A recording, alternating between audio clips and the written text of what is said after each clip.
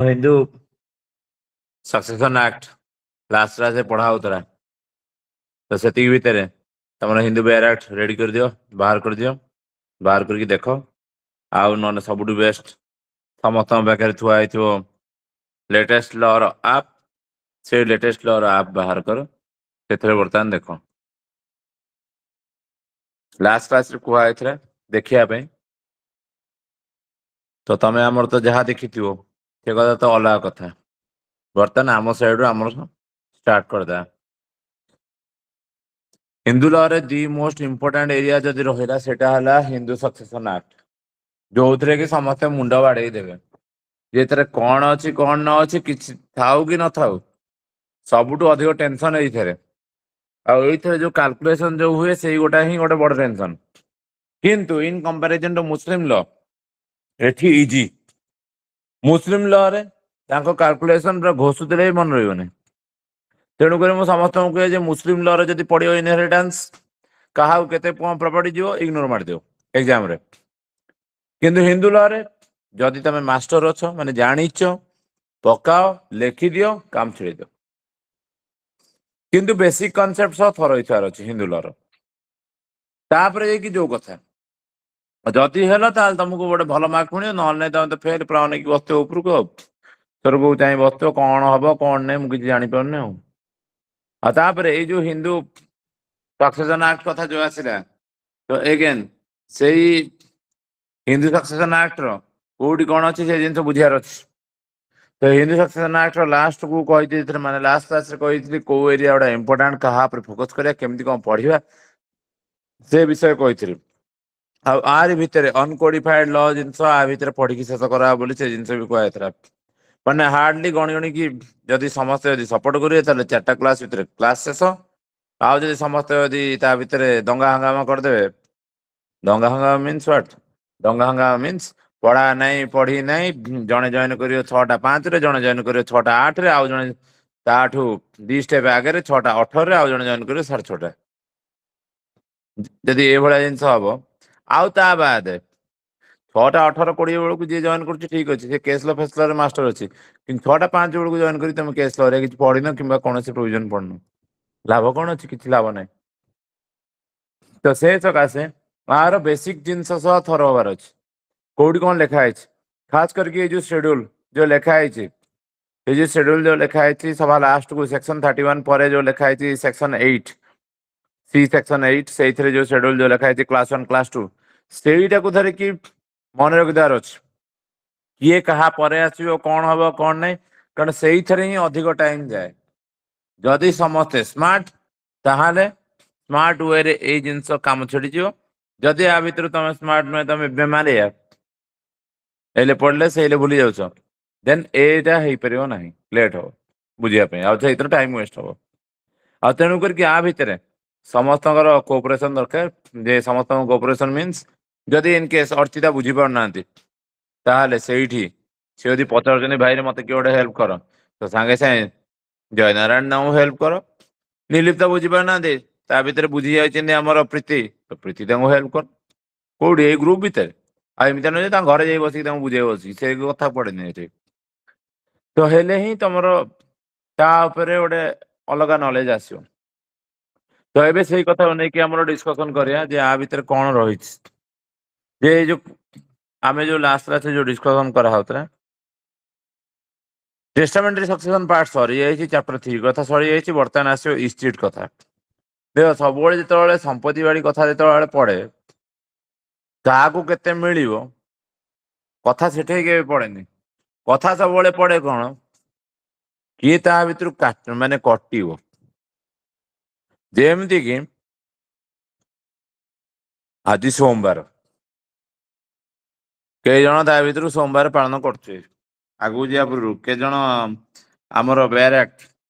खोली खालिकी बसलानी शीघ्र हाथ टेक दियो Hindu succession act bare act के जन सब रेडी कर सारे शीघ्र हाथ टेक आ टाइम नहीं 32 जन रु 7 जन बेयर एक्ट रेडी कर रखी सारे 32 जन रु 26 जन आउ हाँ 27 28 29 29 3 जन शोचर पछरे जॉइन कर छाड़ से शोता କହିବା କଥା ହେଲା ଆଜି ହେଲା ସୋମବାର। ସୋମବାର ଭିତରେ ହଁ ହେଇଗଲା ଭାଇ, ଆଉ ହାତ ଟେକନି, ଟାଟା ହେଇଗଲା ହାତର। ତ ଏଇ ଯୋଉ ସୋମବାର, କେ ଜଣ ସୋମବାର କୁ ମାନୁଥିବେ, କେତେ ଜଣ ଯେ ସୋମବାରକୁ ମାନୁଥିବେ କଣ ଆଜି ଶିବଙ୍କ ବାର, ଆଜି ସୋମବାର, ଆଉ ସେଇ ହିସାବରେ କଣ ଗୋବିନ୍ଦ ହାତ ଟେକିଛ ମାନେ ଯୋଉ ସୋମବାର ମାନୁଛ ନା କଣ? ଆଜ୍ଞା ଆଜ୍ଞା ଆଜ୍ଞା। ନା ହେଲା ଆଉ ଠିକ ଅଛି ଆଉ, ତମେ ଆମର ସୋମବାର ପାଳନ କରୁଛ। ହଉ ଇଏ ଅଭିଷିକ୍ତ ମାନୁଛନ୍ତି ସେଇ ଜିନିଷ କଥା। ହଉ ଏଇଠି ଧର ଅର୍ଡର ହେଇଯାଇଛି ଗୋଟେ ଚିକେନ ପିଜ୍ଜା, କିମ୍ବା ଗୋଟେ ମାର୍କେଟରୁ ଆଉ ଗୋଟେ କଣ ନୂଆ ଗୋଟେ ଆସିଗଲା ଆଇଟମ ସେଇଭଳିଆ ଚିକେନ ମଟନ ଉପରେ ଅର୍ଡର ହେଇଯାଇଛି। ତମେ ତା ଭିତରୁ ତମେ ହେଲ ହାର୍ଡକୋର ନନ୍ ଭେଜିଟେରିଆନ। ତମେ ଫାଷ୍ଟ ଇନଷ୍ଟାନ୍ସରେ ଖୋଜିବ ଫର ଏକ୍ଜାମ୍ପଲ ଇଏ ଅର୍ଡର କରିଛନ୍ତି ମାର୍କେଟରୁ ଧର ଅର୍ଡର କରିଛନ୍ତି ଆମର ଇଏ ଆମର ସ୍ଥିତିଜା ଅର୍ଡର କରିଛନ୍ତି। ସାର୍ ମୁଁ ସୋମବାର ମାନେ ଆପଣ ଏମିତି କୁହନ୍ତୁନି। ଓ ସରି ଶକ୍ତିମାନ। ହଉ ତାହେଲେ ଆଉ କାହା ନାଁ ନିଆ ହବ ଆ ଭିତରେ। ତାହେଲେ ଆ ଭିତରେ ଆମର ଏ ସ୍ଥିତିଜା ଆଡକୁ ଯିବାର ନାହିଁ, ଇଏ ଭାଇ ସିଧା ଆଟାକ୍। ହଉ ସ୍ମାରକୀ, ସ୍ମାରକୀ ଆଡକୁ ନେଇ ପଳେଇଆ। ତ ସିଏ ଧର ଅର୍ଡର କରିଛନ୍ତି। ସାର୍ ମୁଁ ବି ମାନେ। ଗଲା ଭାଇ ବେଠି କଣ ସମସ୍ତଙ୍କ ସୋମବାର ବାଲା। ହଉ ଏପଟୁ ଆମର ଗଣା ହଉଥାଉ କେତେ ଲୋକ କଟିବେ। ଆଉ ତମ କଥା ଛାଡ ବା, ଆକାଶ ଆମର ଆକାଶ ତ ଆଉ କିଛି କହିପାରିବନି ଭାଇ, ଆକାଶ ଆମର ମଗେଇ ଦେଇଛନ୍ତି, ଅର୍ଡର କରିଦେଇଛନ୍ତି। କହିଲେ ଯାଅ ମୁଁ ଆ ଭିତରେ ଗୋଟେ ସିନିୟର ସିଟିଜେନ ଅଛି ଗୋଟେ ମୁଁ ଅର୍ଡର କରିଦେଉଛି ଆସ ପୁରା ପାର୍ଟି ହବ ଆଉ। ପାର୍ଟି ହବ ଯେତେବେଳେ ସେଇଠି ଆମର ଆଁ କରିକି ବସିଛନ୍ତି କିଏ? ସେଇଠି ଆମର ରେଡି ହେଇ ବସିଛନ୍ତି ଜୟରାମ ଖାଇବେ ବୋଲି। ଜୟରାମ ହିସାବ ପକଉଛନ୍ତି। ନାଇଁ ସାର୍ ମୋର ବି ସୋମବାର। ଆଚ୍ଛା ତମର ବି ସୋମବାର, ଯା ଭାଇ ଆଉ ଭାଇ କିଏ ଖାଇବ ମାନେ ବିଶ୍ୱଜିତ ହଉ ତା ଭିତରେ ତାହେଲେ, ନା ବିଶ୍ୱଜିତ ତମର ବି ସୋମବାରେ? ବିଶ୍ୱଜିତ ଖାଇବେ। ସାର୍ ବିଶ୍ୱଜିତ ଭାଇ ତ ନାଇଁ ବିଲକୁଲ ସାର୍ ଆମିଷ ପୁରା ହିଁ ଭେଜ, ଖାଆନ୍ତିନି। ପୁରା ଭେଜ। ଏ ସିଏ ପୁରା ଭେଜ ଭାଇ ମାନେ ଖାଇଲା ବାଲା ତାହେଲେ କିଏ ଭାଇ ନିର୍ଲିପ୍ତ ଖାଅ ତାହେଲେ ତ ଆଉ ଏତେ ଲୋକ ଆମ ଖୋଜି ହଉନି ଛାଡିଦିଅ, ସୁହାଗ ଉପରେ ଛଡା ହବ ଯା। ଆମର ସୁହାଗ ପୁରା ରେଡି ହେଇ ବସିଛି, ସୁହାଗ ଆମର ଖାଇବ ଏତେ କଥା ନାହିଁ। ସେ ସାର୍ ମୁଁ ସୋମବାର କିଛି ଖାଏନି ଯେ ମାନ କିନ୍ତୁ ଚଳିବ। ହଁ ବାସ୍ ବାସ୍ ଇଏ ଚଳେଇବା ମାଟି ତ ଜିନ୍ଦାବାଦ ସେତିକି ତ ଦରକାର ଆଉ। ତ ଦେଖ ଯେତେବେଳେ ଅର୍ଡର କରାହେଲା ଆକାଶ ଆମର ଅର୍ଡର କଲେ। ଆକାଶ ପିଜା ଫିଜା ଅର୍ଡର କରିଛନ୍ତି, ସୁହାଗ ଦେଖିଲେ ସେଟା ଭଲ ମାର୍କେଟ କୁ ନୂଆ ବ୍ରାଣ୍ଡ ଗୋଟେ କଣ ଗୋଟେ ଆସିଛି। ସେଇଥିରୁ ଗୋଟେ ଅର୍ଡର ହେଇଛି ବେଶୀ ହାଇପ ଉଠିଛି ତ ବାସ୍ ମତେ ଆଜି ଖାଇବାର ଅଛି। ଆଟ ଦି ସେମ ଟାଇମ ମାଇଣ୍ଡ ଭିତରେ ଚାଲିବ କଣ? ଗୋଟେ ଆଗ ଖାଇବା ଟେଷ୍ଟ କରିବା। ଭଲ ଲାଗିବ ଯଦି ତାପରେ ଆଉ ଗୋଟେ ଖାପୁ। ଆଉ ଟିକେ ଯଦି ଭଲ ଲାଗିବ ଆଉ ଟିକେ ହେଇଯାଉ, କଣ ସୁହାଗ ସେଇଆ ତ? ଆଜ୍ଞା ସାର୍। ତେଣୁ ଫାଷ୍ଟ ରୁ ତା ଭିତରୁ ଇଏ ସ୍ଥିତିଯା ତମେ ବା ଖାଇବନି? ନାଇଁ ସ୍ଥିତିଜା ଫାଷ୍ଟ ରୁ ମୋ ବା ସୋମବାରେ, ଯା ସ୍ଥିତିଜା ଆଡୁ କଟ। ଦିଅ ସୁହାଗକୁ ଦେଇଦିଅ, ସୁହାଗ ସେଇଠୁ ଖାଇଲେ। ତାପରେ ନେକ୍ସଟ ଆ ବିଶ୍ୱଜିତ ଭାଇ ତମ ପରା ଆଜି ଖାଇବନି? ନା ଆଜି କଣ ମୁଁ କେବେ ଖାଇବିନି, ଚାଲ ବିଶ୍ୱଜିତ ଭାଇ ତମେ ଆମର ଠିକ ଭାଇ ଚାଲ ଦବେଇ ଦିଅ ସୁହାଗ ତା ସାଇଡ ରୁ। ତାପରେ ନେକ୍ସଟ ଆଉ କିଏ ରହିଲେ? ଏମିତି ହେଇକି ଗୋଟିଏ ଗୋଟିଏ କରିକି ଆମର ସୁହାଗ ସେଠୁ ଖାଇ ଚାଲିଲେ। ମଝିରେ ସେଠୁ ଶୁଣିଲା ବେଳକୁ ଆରେ ହେଇ ଆ ଭିତରେ ଆଉ କିଏ କିଏ ଅଛନ୍ତି, ତାପରେ ଗୋବିନ୍ଦ କହୁଛନ୍ତି ମୁଁ ସିନା ସୋମବାର ଖାଏନି, ମଙ୍ଗଳବାର କିଏ ମତେ ମନା କରୁଛି। ତୁ ଗୋଟେ କାମ କର ମୋ ଭାଗ ଟା ରଖିବୁ ଯେମିତି ହେଲେ ଯାହା ହଉଛି ହେଇଯାଉ। ଯାହା ହଉଛି ଭାଇ ଖରାପ ହେଇଯିବ। ଖରାପ ହେଇଯାଉ ତୋର କଣ ଏତେ ଚିନ୍ତା କିରେ ରାତି 12ଟା ହେଲା ପରେ ବା ମଙ୍ଗଳବାର। ସରିଗଲା କଥା ସେଇଠି ସୁହାଗ ସେଠି କ୍ଲିନ ବୋଲ୍ଡ। ଯେ କଣ ଭାଇ ରାତି 12ଟା ପରେ ମଙ୍ଗଳବାର ଇଏ ଗୋଟେ ଅଲଗା ପ୍ରାଣୀ ଆମର। ଖାଇବା ପାଇଁ କିଛି ବି ଗୋଟେ ପ୍ଲାନ୍ ତ ଏଇଠି ଯାହାବି ତ ଏଇଭଳିଆ କରିକି ଯୋଉ ଜିନିଷ ଆମେ ଖାଇଲା ବେଳକୁ ଯେମିତି କରୁଛେ ସେମିତି ପ୍ରପର୍ଟି କଥାକୁ ନେଇକି କିଏ ଫାଷ୍ଟ କଟିବ ସେଇ ଜିନିଷ ଫାଷ୍ଟ ହିସାବ କରାଯାଏ। ତାପରେ ଯାଇକି ଆମର ହିସାବ କରାହବ ଯେ କେତେ ଜଣ ରହିଲେ ତାଙ୍କ ଭିତରେ କେମିତି କଣ ଡିଷ୍ଟ୍ରିବ୍ୟୁସନ ହବ। ଯଦି ଇନ କେସ୍ କେହି ନାହାନ୍ତି ତାହେଲେ ସେ ପ୍ରପର୍ଟି କୁଆଡେ ଯିବ? ସେଇ କଥାଟା ଯାହା ଏଠି ବି ସେ ଯୋଉ ଇଷ୍ଟିଟ କଥାଟା ବି ସେୟା। ମାନେ ଏଠି ଆକାଶ ନେଇକି ଆସିଥିଲେ ଆକାଶ ନେଇକି ଆସିଥିଲେ ସୁହାଗକୁ ଧରେଇଛନ୍ତି ସୁହାଗ ଖାଇବେ ଇଏ ହବ ସିଏ ହବ। କିନ୍ତୁ ଏଇଠି ସିଚୁଏସନ ଏଇଆ ହେଇଛି ଯେ ଖାଇଲା ବାଲା ଲୋକ କେହି ନାହାନ୍ତି। ତ ଅଲ୍ଟିମେଟଲି କୁଆଡେ ଯିବ? ସେଇ ଆକାଶଙ୍କ ପାଖକୁ ଯିବ। आकाश ताकू जहा करे था करिए तो कथा आसला आकाश किए आकाश बर्तमान गवर्नमेंट कहीं की बर्तमान गवर्नमेंट सर्वेंट तेणु गवर्नमेंट कथा निगला एग्जांपल कारण ये जिनस भी जानी था आमर जो लैंड रेवेन्यू कोड बा लैंड रेवेन्यू एक्ट जहाँ सब अच्छी सबू जगह लिखाई इवन जो मैंने भी सेल लीडर क्या देखी जो डॉक्यूमेंटेशन जगह पत्र डॉक्यूमेंटेशन जहाँ भी रोथो सबू जगह लिखाई तो ए जगह तमर नुहे ए जगह सरकार जगह आउ एठू तमे प्रजा हिसाब से जगह को नहींच यूज करने से सकाशे तुम यूजर फी गोटे दौच जो म्युनिसिपालिटी को जो पैसा जो दिया यूजर फी तुम घर पे गोटे तुम गोटे टैक्स दौच कहीं दौच कारण ए सबू संपत्ति रखवाला गवर्नमेंट आ तमें से सकाशे गोटे हाउस होल्डिंग टैक्स सब जिन गुड़ा दिया तो यहीटा जमी हूँ भी सेमती आकाश कथा नहीं कहली आकाश आणिकी नो डाउट समस्त को बांटी भितर सुहाग को धरई सुहाग तुम तुम बंटाबंटी कर सब जिन कर जदि कहीं ना तो अल्टीमेटली सुहाग शब्द खाए कि सुहाग भी ना तो कौन हम पुणी थे रिटर्न बैक पड़े आस तो ये कह गले यहाँ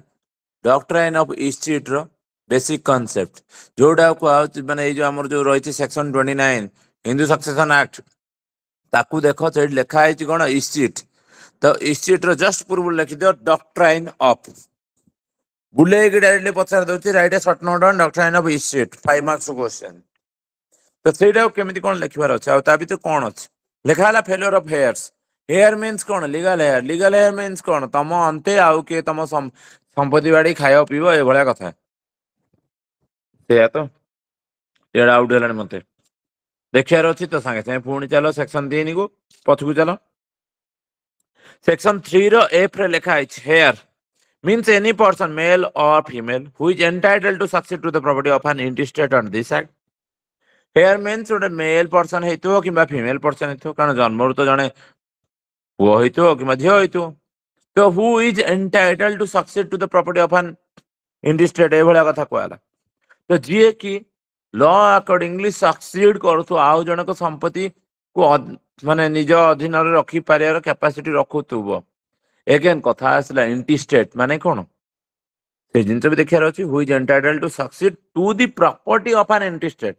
सक्सीड करियो सेही लोकर जे माने इंटरेस्टेड जे अछि तो इंटरेस्टेड माने कोन ता तळगु चलो जी रे देखो कोन लिखाइ छै intestate a person is deemed to die intestate in respect of property of which he or she has not made a testament disposition capable of taking effect तो a person is deemed to die intestate ता माने एटे dimming clause आसला dimming clause हिसाब रे कोन हला जे presumption है जदी जने मरुची केमिति मरुची die intestate means in respect of property of which जनता संपत्ति को नहीं कि इंटरेस्टेड वगैरह मरला केमिति कोन हला of which he or she has not made a testament disposition capable of taking effect ता माने ए जो संपत्ति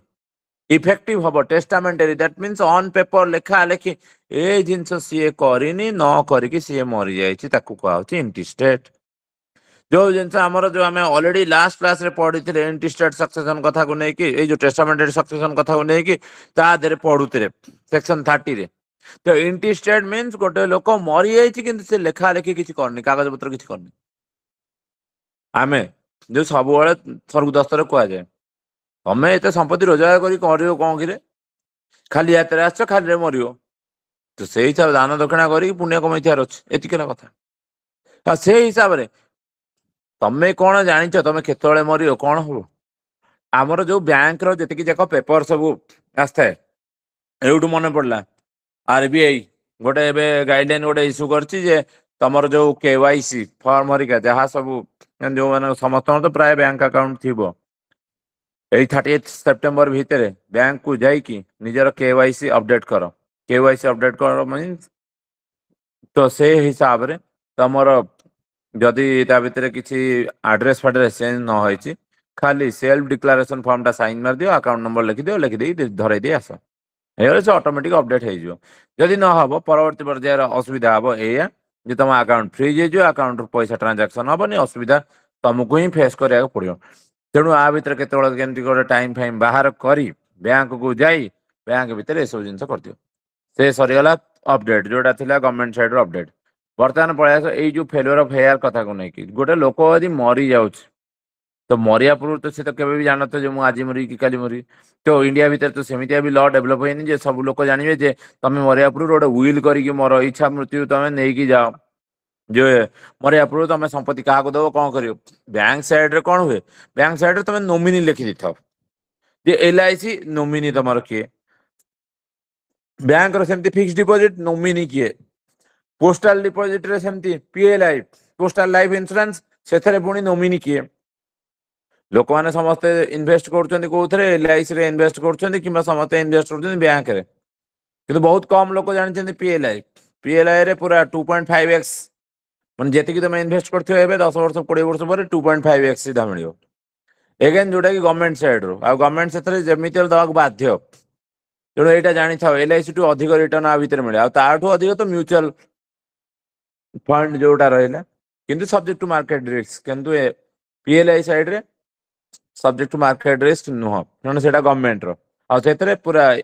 जो रहला इनकम टैक्स रो बेनिफिट मिलिया कथा मिलिबो आ ता भीतर आ गोटे डाउट जहा समत थाए जदि आरपीएलआई करछ रूरल पोस्टल लाइफ इंश्योरेंस जदि करूछ ताहाले ता देरे अधिक पैसा मिलुछ माने इन कंपैरिजन टू अलगा एरिया फेरिया ए सब जिंस प्रोवाइडेड ता भीतर तम गां आसुथुआर अछि से रूरल पीएलआई खाता रे आ जदि सेमितिया नहीं ताले पीएलआई केमिति करियो आज एन एडवोकेट तमे करि परियो कारण पीएलआई रा जो ऑफर जोटा अछि किछि लिमिटेड लोकन पे अवेलेबल अछि लिमिटेड लोक किन कोन जे गवर्नमेंट ऑफिसर मानको से मानको पे अवेलेबल अछि at the same time advocate मानको पे भी अवेलेबल अछि तो जिंस जानि था फ्यूचर रे तुमको भलो काम दबो आउ जो माने जानिचो करितो ताले भलो होता किंतु हमको ए जिंस के सिखै नथले किंतु एया जेतोळे आमे जानलो हम चाहूछु जे दुनिया जाक समझ जानतु तो हौ पळे आसे पडकु तो एई जो नॉमिनी फॉमिनी जो जिंस लेखा होछि तो काहे लेखा होछि कारण तमे मला पर से संपत्ति गोटे काहारोड हबो ए हाला कथा तो सी जहा एठी सेमती तम संपत्ति एडे एते सारा संपत्ति रही ताकू नहीं कि तुम तो कहा ना रे करके मरिया कथा किंतु आमे तो जानिने हम ना रे संपत्ति कौन अच्छी घर अच्छी गाड़ी अच्छी कौन अच्छी किसी आम कर नए आउ एने शोथा एने मरीगले कि जान से कथा तो से गोटा कहला आमर जो इंटरेस्टेड सक्सेसन तो ये फेल्योर ऑफ हेयर कथा को नहीं कहला इफ एन इंटरेस्टेड माने जड़े मरी जाइछ has left no heir qualified to succeed to his or her property in accordance with the provisions of this act, comma सेतिक रही जाओ ता माने गोटे लोक मरी जाइछि आ तार केही भी ता अंते आउ केही तार उत्तराधिकारी नाहंती कारण एथे लेखाला no heir heir means legal heir से कथा पळे आसला क्वालिफाइड मीन्स लॉ ताको रिकॉग्नाइज करे नन तो डिस्क्वालिफिकेशन क्लॉज रे तो बहुत लोक डिस्क्वालिफाई हे जे जेमति कि मर्डर डिस्क्वालिफाइड तार जस्ट ऊपर को लिखा है murder disqualified conversation and disqualified तापरे एनी अदर ग्राउंड रे सब डिस्क्वालिफाइड जे भी सब हेति ए भलिया कथा आजो तो if an intestate has left no heir qualified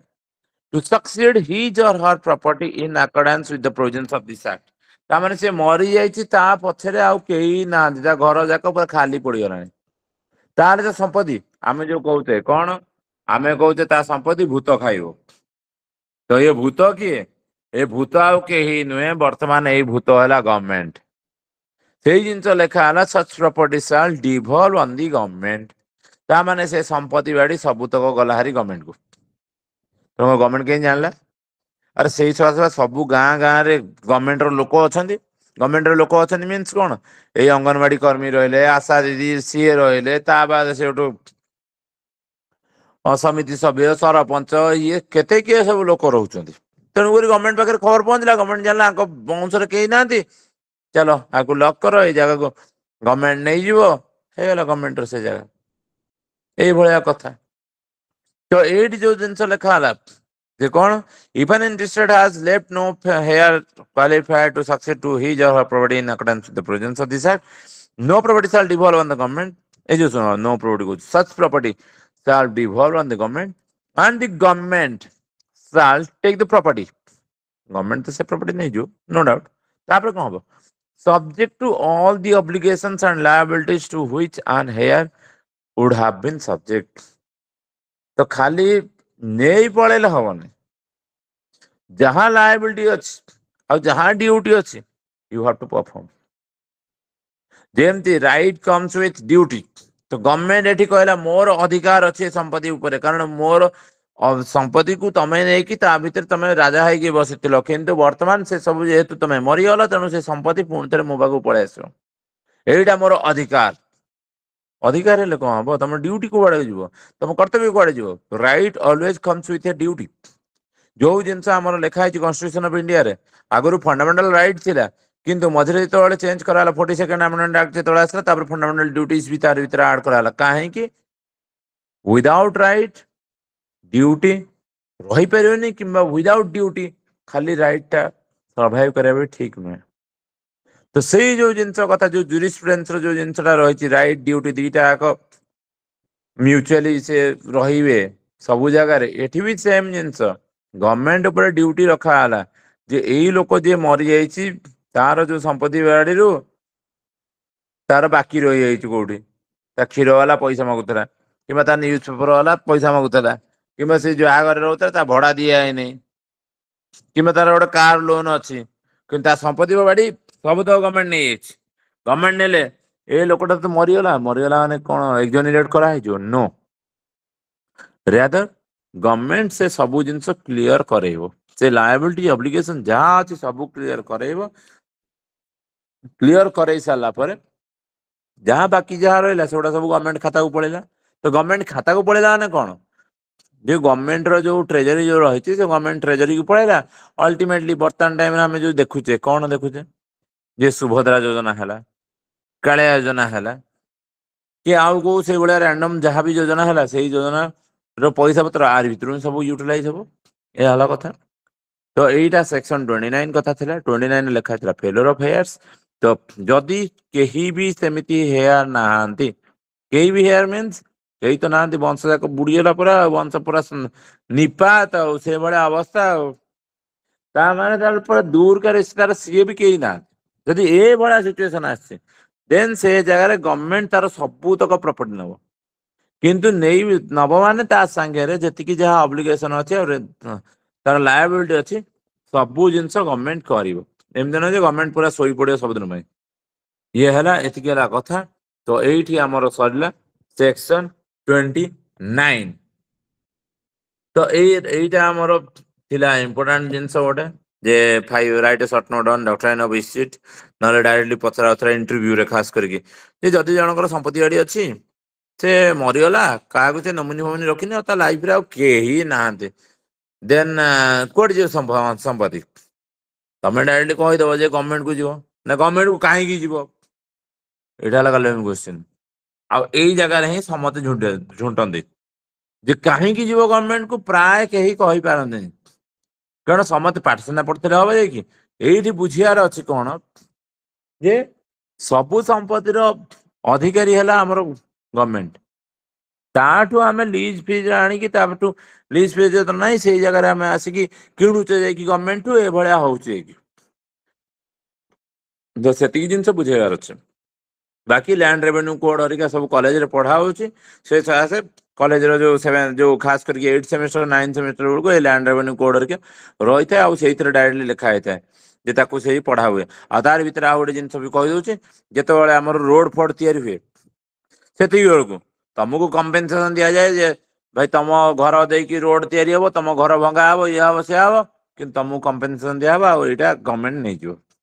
तो गवर्नमेंट तुमको कंपेनसेसन कहीं दौर कौन से जगह तुम बोली ना रादर कंपेनसेसन यही सकाशे दौर जेहेतु तुम से पूरा सेटअप तैयारी कर रही अल्टीमेटली से भांगीगला तेणुक से सकाशे दौर जगह तुम नुहे जगह गवर्नमेंट से गवर्नमेंट जो पाँच से आप्रुवाल सांगे सांगे पकई दूसरी पकई सांगे सांगे नहीं गला यह कथा आ बाकी तादर जहाँ ल अच्छी पछ कथा से पछरे आम बुझिया पढ़िया ये सब जिनस कथा रहा तो ये वर्तमान से कथाटी आमर सरला तो से कथा यदि सरला Sir,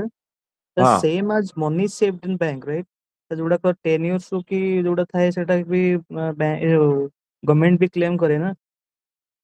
कौन कौन कौन से जो बैंक रे जोड़ा को अनडिक्लेयर्ड मनी जोड़ा को अच्छी मान धर के क्लेम न कला तो अल्टीमेटली हाँ से गवर्नमेंट गवर्नमेंट को डिक्लेयर ऑटोमेटिक पड़ेगा गवर्नमेंट को आज्ञा ऑटोमेटिक पड़ेगा सेगुड़ा ଆଜ୍ଞା ହଁ ନା? ଆଜ୍ଞା ଆଜ୍ଞା ତ ଇଏ ଗଲା ଆମର ସେ ଗଭର୍ଣ୍ଣମେଣ୍ଟ କଥା, ଗଭର୍ଣ୍ଣମେଣ୍ଟ ର ଟେନସନ, ଗଭର୍ଣ୍ଣମେଣ୍ଟ ର ପେନସନ, ସବୁ ଗଭର୍ଣ୍ଣମେଣ୍ଟ କଥା ସରିଗଲା ଏଠି। ଏବେ ନେକ୍ସଟ ଆଗକୁ ଯିବା କୁଆଡେ? ଆଗକୁ ଯିବାର ନାହିଁ, ଆମେ ସେ ପଛକୁ ହିଁ ଯାଉଛେ। ତ ପଛୁଆ ସେକ୍ସନ 25, 26, 27, 28, 29, ଏଇ ଯୋଉ 29 ତ ସରିଗଲା, 25 ରୁ ଷ୍ଟାର୍ଟ ବର୍ତ୍ତମାନ ସେ ଆଡକୁ ଆମର ଯିବାର ଅଛି, ସେ ଆଡକୁ ବୁଝିବାର ଅଛି ଯେ ଆଉ କାହାକୁ କଣ ଡିସକ୍ୱାଲିଫାଏ କରିବା, କଣ କରିବା, ସେ କଥାକୁ ନେଇକି ଯଦି ଦେଖିବା ଲାଷ୍ଟ ଆଡକୁ ପୁଣି ଦେ ଚାଲ। ତ ଲାଷ୍ଟ ଆଡକୁ ଯଦି ଦେଖିବା ଗୋଟେ 28 ଗୋଟେ ଦେଇଛି, ତ ଆଉ କାହାକୁ ଡିସକ୍ୱାଲିଫାଏ କରିବା ସେ କଥାକୁ ନେଇକି ଗୋଟେ ସେକ୍ସନ 28 ଗୋଟେ ଦେଇଛି। ତ ବର୍ତ୍ତମାନ ସେଟା ଟିକେ ଦେଖିବାର ଅଛି କଣ ଦେଲା, disease defect not to disqualify. ଜଣେ କହିଦଉଛି ଆରେ ତାର ଦେହ ଖରାପ ହେଇଛି, ତାର ଝାଡା ହେଇଛି, ତାକୁ କଣ ଗୋଟେ ଦବା, ପଇସା ନେଲେ କଣ ସେ ଯାଇକି କଣ ଖାଇପାରିବ ନା କଣ କରିପାରିବ, ତାକୁ ଗୋଟେ ସମ୍ପତ୍ତି ବାଡି ଦଉଛୁ ଯାଇକି। ଗୋଟେ ଗାଁ ଲୋକ ହିସାବରେ ତମେ ସାଙ୍ଗେ ସାଙ୍ଗେ ମାନେ ଏଇଭଳିଆ ଯଦି ମେଣ୍ଟାଲିଟିରେ ଭାବ, ଯଦି ଜଣେ କହିଦେଲା ତାର ତ ଝାଡା ହଉଛି ଯେ କଣ ସମ୍ପତ୍ତି ବାଡି କୁଆଡେ ଖାଇପାରିବ, ଖାଇପାରିବା କଥା ପଡେନି, ସେ ୟୁଟିଲାଇଜ କରିବ ସେ କଥା ପଡିଛି ଏଠି। ଆଉ ତେଣୁ ଡିଜିଜ ଏଇଟା ଗୋଟେ କଣ ଗ୍ରାଉଣ୍ଡ, ସେମିତି କୁହାହେଲା ଯେ ଭାଇ ତାର ଡିଜିଜ ହେଇଛି, କୋଉ ଡିଜିଜ, କ୍ୟାନ୍ସର ହେଇଛି, ସେ କାଲି ଗଲେ ମରିଯିବ, ତାକୁ କାହିଁ ସମ୍ପତ୍ତି ଦିଆହବ? ଏଇ ସକାଶେ ସମ୍ପତ୍ତି ଦିଆହବ ଯେ ହୁଏତ ସେଇ ପଇସାରୁ ସେ ମାନେ ସେଇ ଜାଗା ବାଡି ବିକାବିକି କରିକି ବଞ୍ଚି ବି ଯାଇପାରେ, କିଏ ଜାଣିଲା। କିନ୍ତୁ ତାକୁ ତ ଦବା ଦରକାର। ଗୋଟେ ଡିଜିଜ ହେଇଛି ବୋଲି ତାକୁ ଡିସକ୍ୱାଲିଫାଇ କରିବାଟା ଏଇଟା କଣ ଠିକ? ଜଷ୍ଟ ଇମାଜିନ ଦିଟା ଭାଇ ଅଛନ୍ତି, ଗୋଟେ ଭାଇ କହୁছে ଆକୁ କଣ ଦିଆହବ, ଆର ଦେହ ଫେହ ଖରାପ ହେଲାଣି, ଆର ତ ମୁଣ୍ଡ ଖରାପ ହେଇଗଲାଣି, ପାଗଳା ହେଇଗଲାଣି, ବାୟା ହେଇଗଲାଣି, ଏଇଭଳିଆ କଥା। କିନ୍ତୁ ସେଠି ଲ ତାଙ୍କର ଇଣ୍ଟରେଷ୍ଟ ଟାକୁ ପ୍ରୋଟେକ୍ଟ କରଉଛି। କେମିତି କଣ ପ୍ରୋଟେକ୍ଟ କରଉଛି ବର୍ତ୍ତମାନ ଦେଖ, ସେକ୍ସନ 28 କଣ ଲେଖା ହେଇଛି, disease defect ଏଟସେଟ୍ରା not to disqualify. ତ ଡିଜିଜ କଣ, ଡିଫେକ୍ଟ କଣ, ସେ ସବୁ ଜିନିଷ ବୁଝିବାର ଅଛି। କୁହାହେଲା କଣ, no person shall be disqualified, ତାମାନେ କୌଣସି ବି ଲୋକଙ୍କୁ ମେଲ ହଉ ଫିମେଲ ହଉ କାହାକୁ ବି ଡିସକ୍ୱାଲିଫାଏ କରାଯିବନି। ଡିସକ୍ୱାଲିଫାଏ ମିନ୍ସ ଲ ମନା କରିବନି, ସମସ୍ତଙ୍କୁ ସମସ୍ତଙ୍କର ଅଧିକାର ଦବ। କାହିଁକି? କାରଣ ପ୍ୟାରେଣ୍ଟସଙ୍କ ନଜରରେ ତାଙ୍କର ପୁଅ ଝିଅ ସମସ୍ତଙ୍କୁ ସେମାନେ ଇକ୍ୱାଲ ନଜରରେ ଦେଖନ୍ତି। କିନ୍ତୁ ଗୋଟେ ଗୋଟେ ଟାଇମରେ ତମକୁ ଲାଗେ ଯେ ମୋ ପ୍ୟାରେଣ୍ଟ ମତେ ଭଲ ପାଉନାହାନ୍ତି, ମୋ ବଡ ଭାଇକୁ ଭଲ ପାଉଛନ୍ତି, କିମ୍ବା ମୋ ସାନ ଭାଇକୁ ଭଲ ପାଉଛନ୍ତି, କିମ୍ବା ମୋ ବଡ ଭଉଣୀ ମୋ ସାନ ଭଉଣୀ ତାଙ୍କୁ ବେଶୀ ଭଲ ପାଉଛନ୍ତି। କିନ୍ତୁ ଆଉ ଗୋଟେ ଗୋଟେ ଟାଇମରେ ତମେ ବସିକି ଯଦି ଭଲ ଭାବରେ ମାଇଣ୍ଡ ଯଦି ଭାବିବ, ନା ମୋ ବାପା ଯୋଉ ସେତେବେଳେ ଯାହା କରିଥିଲେ ମୋ ପାଇଁ ପରଫେକ୍ଟ କରିଛନ୍ତି, ଶେଷ ମୁଁ ଆଜି ଏଇ ଜାଗାରେ ବସିଛି କି ସେ ଜାଗାରେ ବସିଛି, ସେଇଠି ତମକୁ ଲାଗିବ ନା ସେ ଇକ୍ୱାଲ ଦେଖୁଥିଲେ ସମସ୍ତଙ୍କୁ, କିନ୍ତୁ ସିଏ ତାର କଲାନି, ମୁଁ ମୋର କଲି, ଆକର୍ଡିଙ୍ଗଲି ଦେଖିଛନ୍ତି ଇକ୍ୱାଲ। ତ ଏଇ ଯୋଉ ଜିନିଷ, ତ ଯଦି ପ୍ୟାରେଣ୍ଟସଙ୍କର ଭ୍ୟୁ ଏଇଆ, ତ ଆମର ଯୋଉ ଦେଶର ଲର ଭ୍ୟୁ କାହିଁ ସେଇଆ ନଥିବ? ତ ସେଇ ଜିନିଷ ଭାବିକି ଏଥିରେ ଲେଖା ହେଲା, no person shall be disqualified, କୌଣସି ଲୋକକୁ ବି ଡିସକ୍ୱାଲିଫାଏ କରାଯିବନି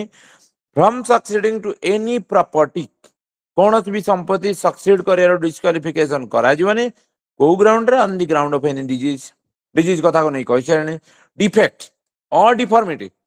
or save as provided in this act on any other ground whatsoever। ତା ମାନେ ତିନିଟା ଡିଜିଜ, ଡିଫେକ୍ଟ ଅର ଡିଫର୍ମିଟି। କୁହାହେଲା ଇଏ ଛୋଟାଟା ଆକୁ କଣ ସମ୍ପତ୍ତି ଦେବା ଆଗରେ? ଦେଖିଲା ବେଳୁ ସେଇ ଛୋଟା ତାର ଭେଜା ଏମିତି ଲଗାଉଛି ଯେ ବଢିଆ ସେ କାମ କରୁଛି, ତାକୁ ଦବା ଦରକାର, ତାକୁ ଡିସକ୍ୱାଲିଫାଇ କଲେ କିଛି ଲାଭ ନାହିଁ। ସେମିତି କୁହାହଉଛି କଣ, ମାନେ ଇଏ ଗଲା ଗୋଟେ ୱାନ୍ ଟାଇପ ଅଫ ଡିଫର୍ମିଟି ଗଲା, ସେମିତି ଡିଫେକ୍ଟ, ଆର ଆଇ ସାଇଟ ରେ ଡିଫେକ୍ଟ ଅଛି, ତାକୁ ଦେଖାଯାଉନି, ଏ କଣାଟା, ତାକୁ କଣ ଦବା? ନା, ଡିସକ୍ୱାଲିଫାଏ ହେଇପାରିବନି, ଏସବୁ ଗ୍ରାଉଣ୍ଡରେ ଡିସକ୍ୱାଲିଫିକେସନ ହେଇପାରିବନି। ତ ଡିଜିଜ, ଡିଫେକ୍ଟ, ଡିଫର୍ମିଟି ଏ ଗ୍ରାଉଣ୍ଡରେ ଡିସକ୍ୱାଲିଫାଏ ହେଇପାରିବ ନାହିଁ। କିନ୍ତୁ ଏଇ ବ୍ୟାରେକ୍ଟରେ ଆଉ କୋଉଠି ଯଦି କଣ ଲେଖା ହେଇଥିବ ସେଇ ଗ୍ରାଉଣ୍ଡ ହବ ବୋଲି ଆଜି ଲେଖା ହେଲା, ସେ ବାଜ ପ୍ରୋଭାଇଡେଡ ଇନ ଦିସ୍ ଆକ୍ଟ। ଆଉ କୋଉଠି କଣ ଯଦି ଲେଖା ହେଇଛି ଅନ୍ ଏନି ଅଦର ଗ୍ରାଉଣ୍ଡ ହ୍ୱାଟସଏଭର, ତ ଆଉ କୋଉ ଗ୍ରାଉଣ୍ଡରେ ଯଦି କାହାକୁ ଡିଫେକ୍ଟ ମାନେ କରିବାର ଅଛି, କ୍ୟାନସଲ କରିବାର ଅଛି, ତାହେଲେ କ୍ୟାନସଲ କରିଦିଅ। କିନ୍ତୁ ଇନ୍ ଜେନେରାଲ ସମସ୍ତେ ସମ୍ପତ୍ତି ପାଇବାକୁ ଯୋଗ୍ୟ, ସମସ୍ତେ। ତାପରେ ନେକ୍ସଟ ଯିବା ତା ଉପରକୁ, ତା ଉପରକୁ ଯଦି ଯିବା ସେକ୍ସନ 25, 26, 27, ଏ ତିନିଟା କଣ? କାରଣ ଆମେ ବର୍ତ୍ତମାନ ପଢୁଛେ କେମିତି କଣ ସମ୍ପତ୍ତିରୁ ଲୋକ ଗୁଡାକ ମାଇନସ କଲେ ଆମକୁ ଅଧିକ ପ୍ରପର୍ଟି ମିଳିବ, ଯୋଉଥିରେ କେହି ଯଦି ନ ରହିବେ ତାହେଲେ ତ ସେ ପ୍ରପର୍ଟି ଯିବ ଗଭର୍ଣ୍ଣମେଣ୍ଟ। ତ ସେ ତ ଗଲା ହାରି, କଥା ସରିଗଲା ସେଠି ଇସିଟ୍ मेरे साथ धोखा हुआ है भाई साहब, धोखा हुआ है, चीट हो गला तो से आसला इस चीट, तो इस चीट हो गला ए भला कथा, तो सरीगला इस चीट हो गला 29 से भाई छाड़ दियो। तो डिजीज डिफेक्ट डिफॉर्मिटी तो 28 रे से सब जिनस गला हारी आ मन रखिया सेक्शन टा भी easy J 28 8 divided by 2 is equal to 4 4 A B C D D for deformity, D for defect, D for disease काम सरला ए ग्राउंड रे कोन डिजीज ग्राउंड रे अलग करा ना संपत्ति डिफाइड करा जीवो नाही, डिफेक्ट ग्राउंड रे कोन अलग करा ना करा जीवनी। तो अल्टीमेटली तमे जानि हलो एथरे काम हो गला, तमर सेक्शन नंबर ही मन रह गेला, भितरे कोन लिखा गेला से जिंस ही मन रह गेला, और एई भलिया ही तुमको करिवार अछि एक्चुअली। तो ये गला सेक्शन 28 कथा, तो ताकू नै कि आउ पुणी कोन रही थी। तो एक्चुअली देखिया गला गोटे Hindu inheritance removal of disability act गोटे आसला 1928,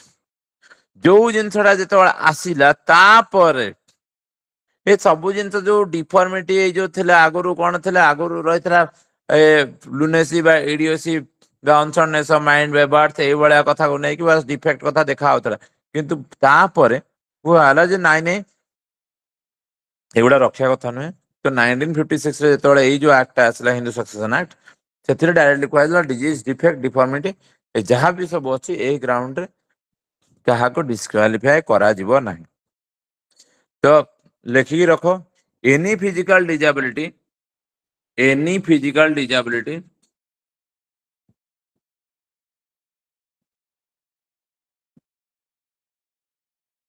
any physical disability comma minority, unsoundness, etc.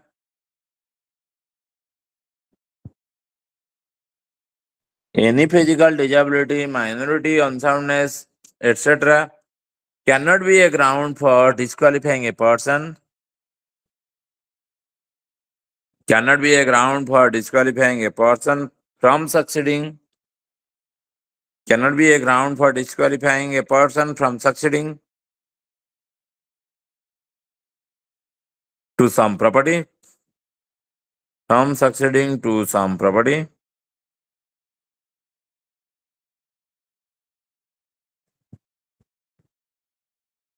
First of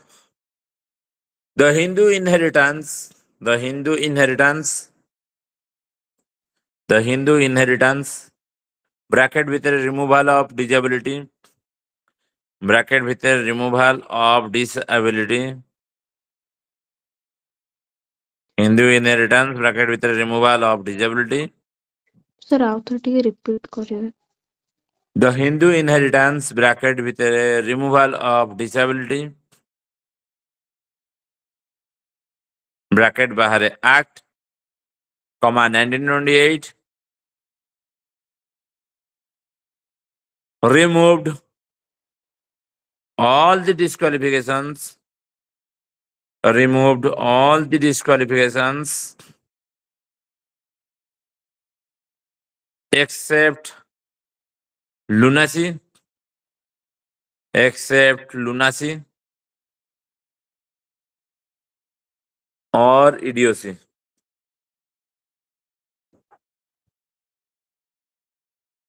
sir lunacy or Idiocy.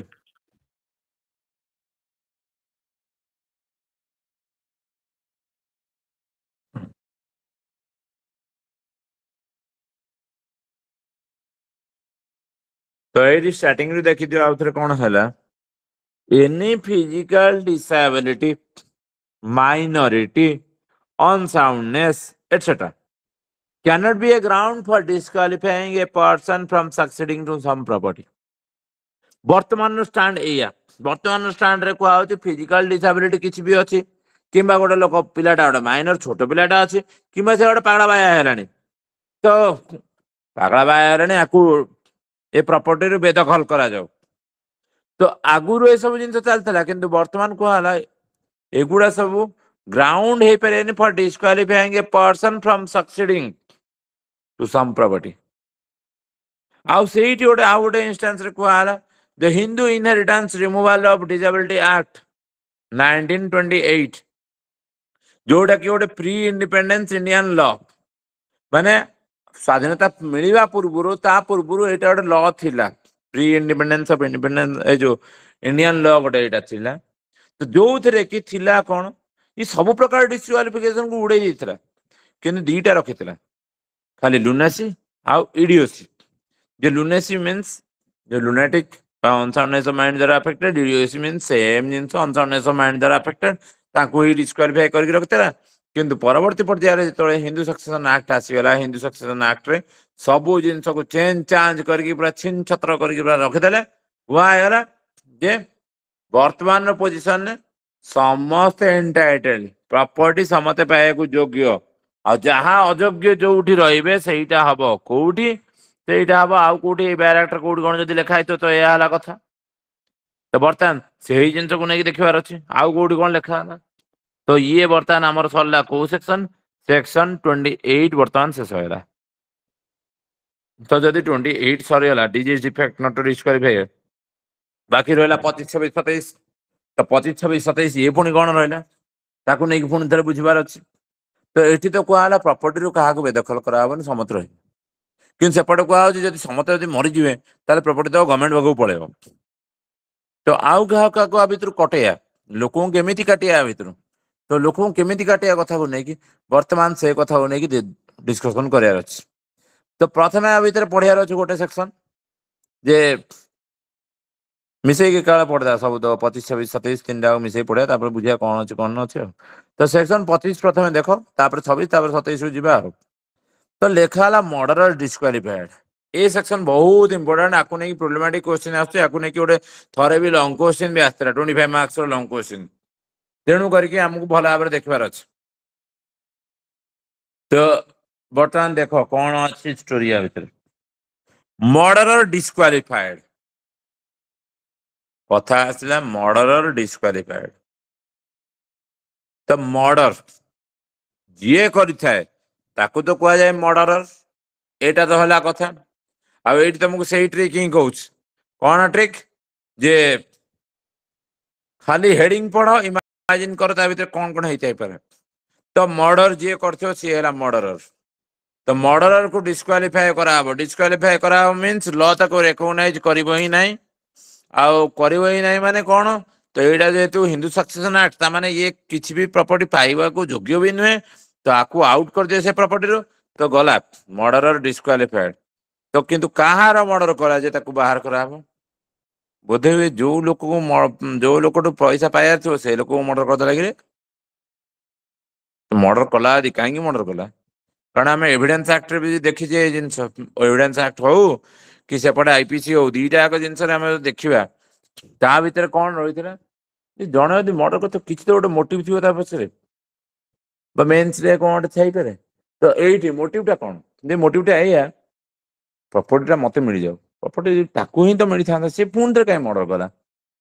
ନିଜକୁ ନିଜେ ଏମିତି କ୍ୱେଶ୍ଚିନ୍ କର କ୍ୱେଶ୍ଚିନ୍ କଲେ ହିଁ ତମେ ଲରେ ମାଷ୍ଟର ହବ ନହେଲେ ମାଷ୍ଟର ହେଇପାରିବନି କାହିଁକି ମର୍ଡର କଲ ବୋଧେ ହୁଏ ସେ ସମ୍ପତ୍ତି ତାକୁ ମିଳିବା ଟିକେ ଲେଟ୍ ହେଇଥାନ୍ତା ସେ ସକାଶେ ସିଏ କଣ ଗୋଟେ କରିଦେଲା ଆଉ ଏହା ତ କଥା ଆଉ ବୋଧେ ହୁଏ ତାକୁ ବୋଧେ ତାର ବୋଧେ 2-4ଟା ଭାଇ ଥିଲେ କି 2-4ଟା ଭଉଣୀ ଥିଲେ ସେମାନଙ୍କୁ ବାଟରୁ ସାଇଡ କରିବା ପାଇଁ ତା ବାପା ବୋଧେ ତାକୁ ଦଉନଥିଲା କି ମା ତାକୁ ଦଉନଥିଲା ବୋଧେ ତାକୁ ସେଇ ସକାଶେ ମର୍ଡର କରିଦେଇଛି ଆଉ ଏଇଆ ବୋଧେ ହେଇଥିବ ଆଉ ଇଏ ଯଦି ମର୍ଡର କରିଛି ବାକି ମାନେ ତ ସମସ୍ତେ ତ ଚୁପ୍ ହେଇ ବସେନି ସମସ୍ତେ କହିବେ ଏ ଶଳାଟାକୁ ନେଇ ଫାଶୀରେ ନେଇ ଟଙ୍ଗେଇ ଦିଅ ଏଗୁଡ଼ା ନାଁ ପକେଇଦେଲା ଆମର ଆଉ ସମ୍ପତ୍ତି ନା ଫମ୍ପତ୍ତି ସେ ଥାଉ ସେ ଜେଲ ଭିତରେ ମରିଯାଉ ଶଳା ଜେଲ ଭିତରେ ଆମେ ତା ପାଇଁ ଡିଫେଣ୍ଡ କରିବୁନି ରିଅଲ ଲାଇଫରେ ତ ଏଇଆ ହିଁ ହୁଏ ଗାଁ ଗୋଟାକ ଯାକ ଲୋକ ସିଧା କହିବେ ଯେ ଏଇଟା ଚୋର ଆକୁ ମାରିଦିଅ ହାଣିଦିଅ କାଟିଦିଅ ଯାହା କରୁଛ କର ଆକୁ ସମ୍ପତ୍ତିରୁ ବେଦଖଲ କର ଇଏ ସବୁ ଜିନିଷ ଦେଖ ସେମ୍ ଜିନିଷ ଆ ଭିତରେ ଲେଖା ହେଇଛି ମର୍ଡର ଡିସ୍କ୍ୱାଲିଫାଏଡ କଥାକୁ ନେଇକି କୁହାହେଲା ଏ ପର୍ସନ ହୁ କମିଟ୍ସ ଦ ମର୍ଡର ସେଇ ଲୋକ ଯିଏ ମର୍ଡର କମିଟ କରୁଛି ଆଉ ଏଇ ଯୋଉ ମର୍ଡର କଥା ଯୋଉ ପଡିଲା କୋଉ ମର୍ଡର କିରେ କୋଉ ମର୍ଡର କି କହିବ ମୁଁ କହିଦଉଛି କୋଉ ମର୍ଡର କଣ ଆମେ ଯୋଉଟା ପଢିଥିଲେ ଆଇପିସି ହଉ କି ବିଏନଏସ ରେ ହଉ ଦିଟା ଟାଇପ ର ମର୍ଡର ପଡିଥିଲା ତା ଭିତରେ ଗୋଟେ ହେଲା କଲ୍ପେବୁଲ ହୋମିସାଇଡ ଆଉ ଗୋଟେ ହେଲା ମର୍ଡର କିନ୍ତୁ ଏଇଠି ଯୋଉ ଟର୍ମ ଟା ଲେଖା ହେଇଛି କୋଉ ଜିନିଷକୁ ଇଣ୍ଡିକେଟ କରିକି କହୁଛି अर्चिता कौन कहब सर एथिरे को मर्डर कथा कुआई कल्पेबल होमिसाइड से कथा नहीं कुआउची ना मर्डर कथा को नहीं कुआउची ना कौन बीएनएस रो कहा को नहीं कुआउची ना आउ कौन अलग कुआउची सर मर्डर मर्डर कथा को नहीं कि अच्छा नेक्स्ट हमर अभिलाषा sir a person who commits murder मतलब से murder abatement करती से abate करती से murder गइली मर्डर माने को टाइप रो मर्डर कथा कहूची कल्पेबल होमिसाइड कथा को नहीं कहूची ना मर्डर कथा को नहीं कहूची ना आउ अन्य कोन किछि कहूची से कथा नहीं पचारछु तुम सर मर्डर कथा ही कहूचे जीवनରୁ ମାରିଦେବା जीवन मारदा विषय कहलानी अच्छा नृसिंह कौन कहूछ सर एई सेक्शन रे कहूची जे मु जदि मो बापांठू प्रॉपर्टी पाइबार अछि नहीं तो से मोर भाई सेक्शन मान मु पढ़िनी कि मु मो से सेक्शन मु सुनिनी खाली मु पचारछि को टाइप रो मर्डर कथा कहूछ कल्पेबल होमिसाइड कथा कहूची ना मर्डर कथा कहूची ना आउ कोन कहूछ sir direct murder direct murder ता माने कोनटा सेटा मु जानिनी सर से मारी दउछंदी सेही मर्डर कथा ଦିଟା କଥା ଦିଟା ना आउ तापर सेटू मु ता कहबी हिंदी रे ताने को ओडिया रे कहि देलो ताको मार दउछनी हिंदी रे सेटू कहबो वो क्या करता है उसको मार देता है तापर सेटू कहबी ନାଇଁ बंगाली रे ସାର୍ ଦିଟାକ ମର୍ଡର ହବ କଲ୍ପେବଲ ହୋମିସାଇଡ୍ ଦିଟାକ ହିଁ ହବ दीटा कहबो विषय एई जिंस कहले हौ स्थिति जा कोन कहबो सर एठी मर्डर हबो कौन ପାଇଁ कि ना तार पूरा इंटेंशन थिला कि जदि मु से लोकटाको श्योरली मारी देबी ताहले ही मते प्रॉपर्टी मिलिबो ना कल्पेबल सर मु तो सेया कहले आपण ब्रेक करले मते कल्पेबल होमिसाइड हेले टिके चांस रही जाउची ना कि माने मे बी तारो सेतिकी इंटेंशन नथिबो कि से ओड लोक को मारी ही दबो कि नॉच नथिबो टिके तार डिग्री सर कमी जाउची हेले मर्डर रेकॉर्ड हमें मेक श्योर करछु जदि मु काहा को विष दोछु तो से लोक मरियो माने मरिबो मु सेमिति परिमाण ताको विषडा देबी तो सेति पई सर एटा मर्डर हबो अच्छा हौ Every mood culpable homicide is murder, but every murder is not culpable homicide. Maybe abatement टाକୁ सेही हिसाब रे निया जिवो अच्छा जय नारायण तांकर या कहलेनी हौ कोन अर्पिता कोन कहबो सर मु सेटा ही कहथांती जेटा जय भाई कहले कि all murders are culpable homicide but all not all culpable homicides are murder तो एठी हमें मर्डर होछ मैं एकाथरे मारी दबो तो मर्डर रे कल्पेबल होमिसाइड एठी इंक्लूड होची अच्छा जयराम कोन कहबो सर एटा पचारा थला सर ये जो मर्डर डिस्क्वालिफाई अछि खाली एप्लीकेबल माने ऑल पर्सन माने एनी रिलीजियंस ना खाली हिंदू ऊपर एप्लीकेबल तम हिंदू लॉ पढुछटी हिंदू लॉ भितर तमे आउ कोन जे कि सेठी पाकिस्तान जे रहइबो ना कोन मु सेही बळा कथा तमर आसिलेनी आ भितर ए हिंदू लॉ रे हमें रहिते सेतिकी नहीं रहया सर कथा माने अलगा पर्सन जे क्रिश्चियन हेतबो कि तार ऊपर एप्लीकेबल होबो कि नै सेति तो मुस्लिम क्रिश्चियन भितर कोड आसिले रे भाई जे हिंदूर संपत्ति ही तो इनहेरिट करियो तम बापा जे कि आ कोन क्रिश्चियन हेतो ना जो मां जे कि तम मुस्लिम हेतो जे हिंदू लॉ अंडर गवर्न हेबे तो कहया कथा कोन सर जदि ए जो सर जो अच्छी सारे जो सेक्शन अछि सेमते तो खाली जो हिंदू हिसाब तो हेले तो एटा माने इनजस्टिस हे जिवो कोनडा इनजस्टिस कोन हे जो माने डिस्क्वालिफाई हवा था सब माने रिलीजन ऊपर एप्लीकेबल हबो खाली हिंदू जो माने बिलीव करचंदी सेही मैटर खाली आमे जेतु हिंदू सक्सेशन एक्ट पढुचे ता मान तो हिंदू को ऊपर एप्लीकेबल हबो तो बाकी लोकों कथा हमर क्षेत्र कोन दरकार आगे सर मुस्लिम क्रिश्चियन पारसी जीव एमान तो बाहर रहबे ना सब पई तांको लो तांको पई थिबो कोन ओडे तेसा तो कुआ होचे हमर यूनिफॉर्म सिविल कोड नै गयास सब तो पई सेम लॉ हबो हो से कथा छाडी दियो वर्तमान हमर पॉइंट ग्रुप सर पळे Indian succession act rest of the Indian succession act रसन तंगर हाँ से आमर से इंडियन फिंडियन आमर जीवा ने आमे भाई जेतिकी जानते आमे सेतिकी रहया आमे अधिकता भितर पसाया नै अब हौ नेक्स्ट पचरा हबो काकू सौम्या कोन कहइबो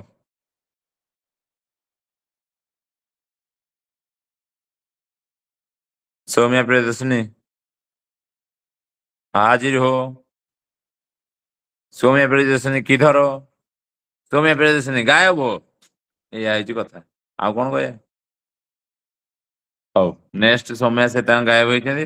तापर सुतपा सर मर्डर ही हब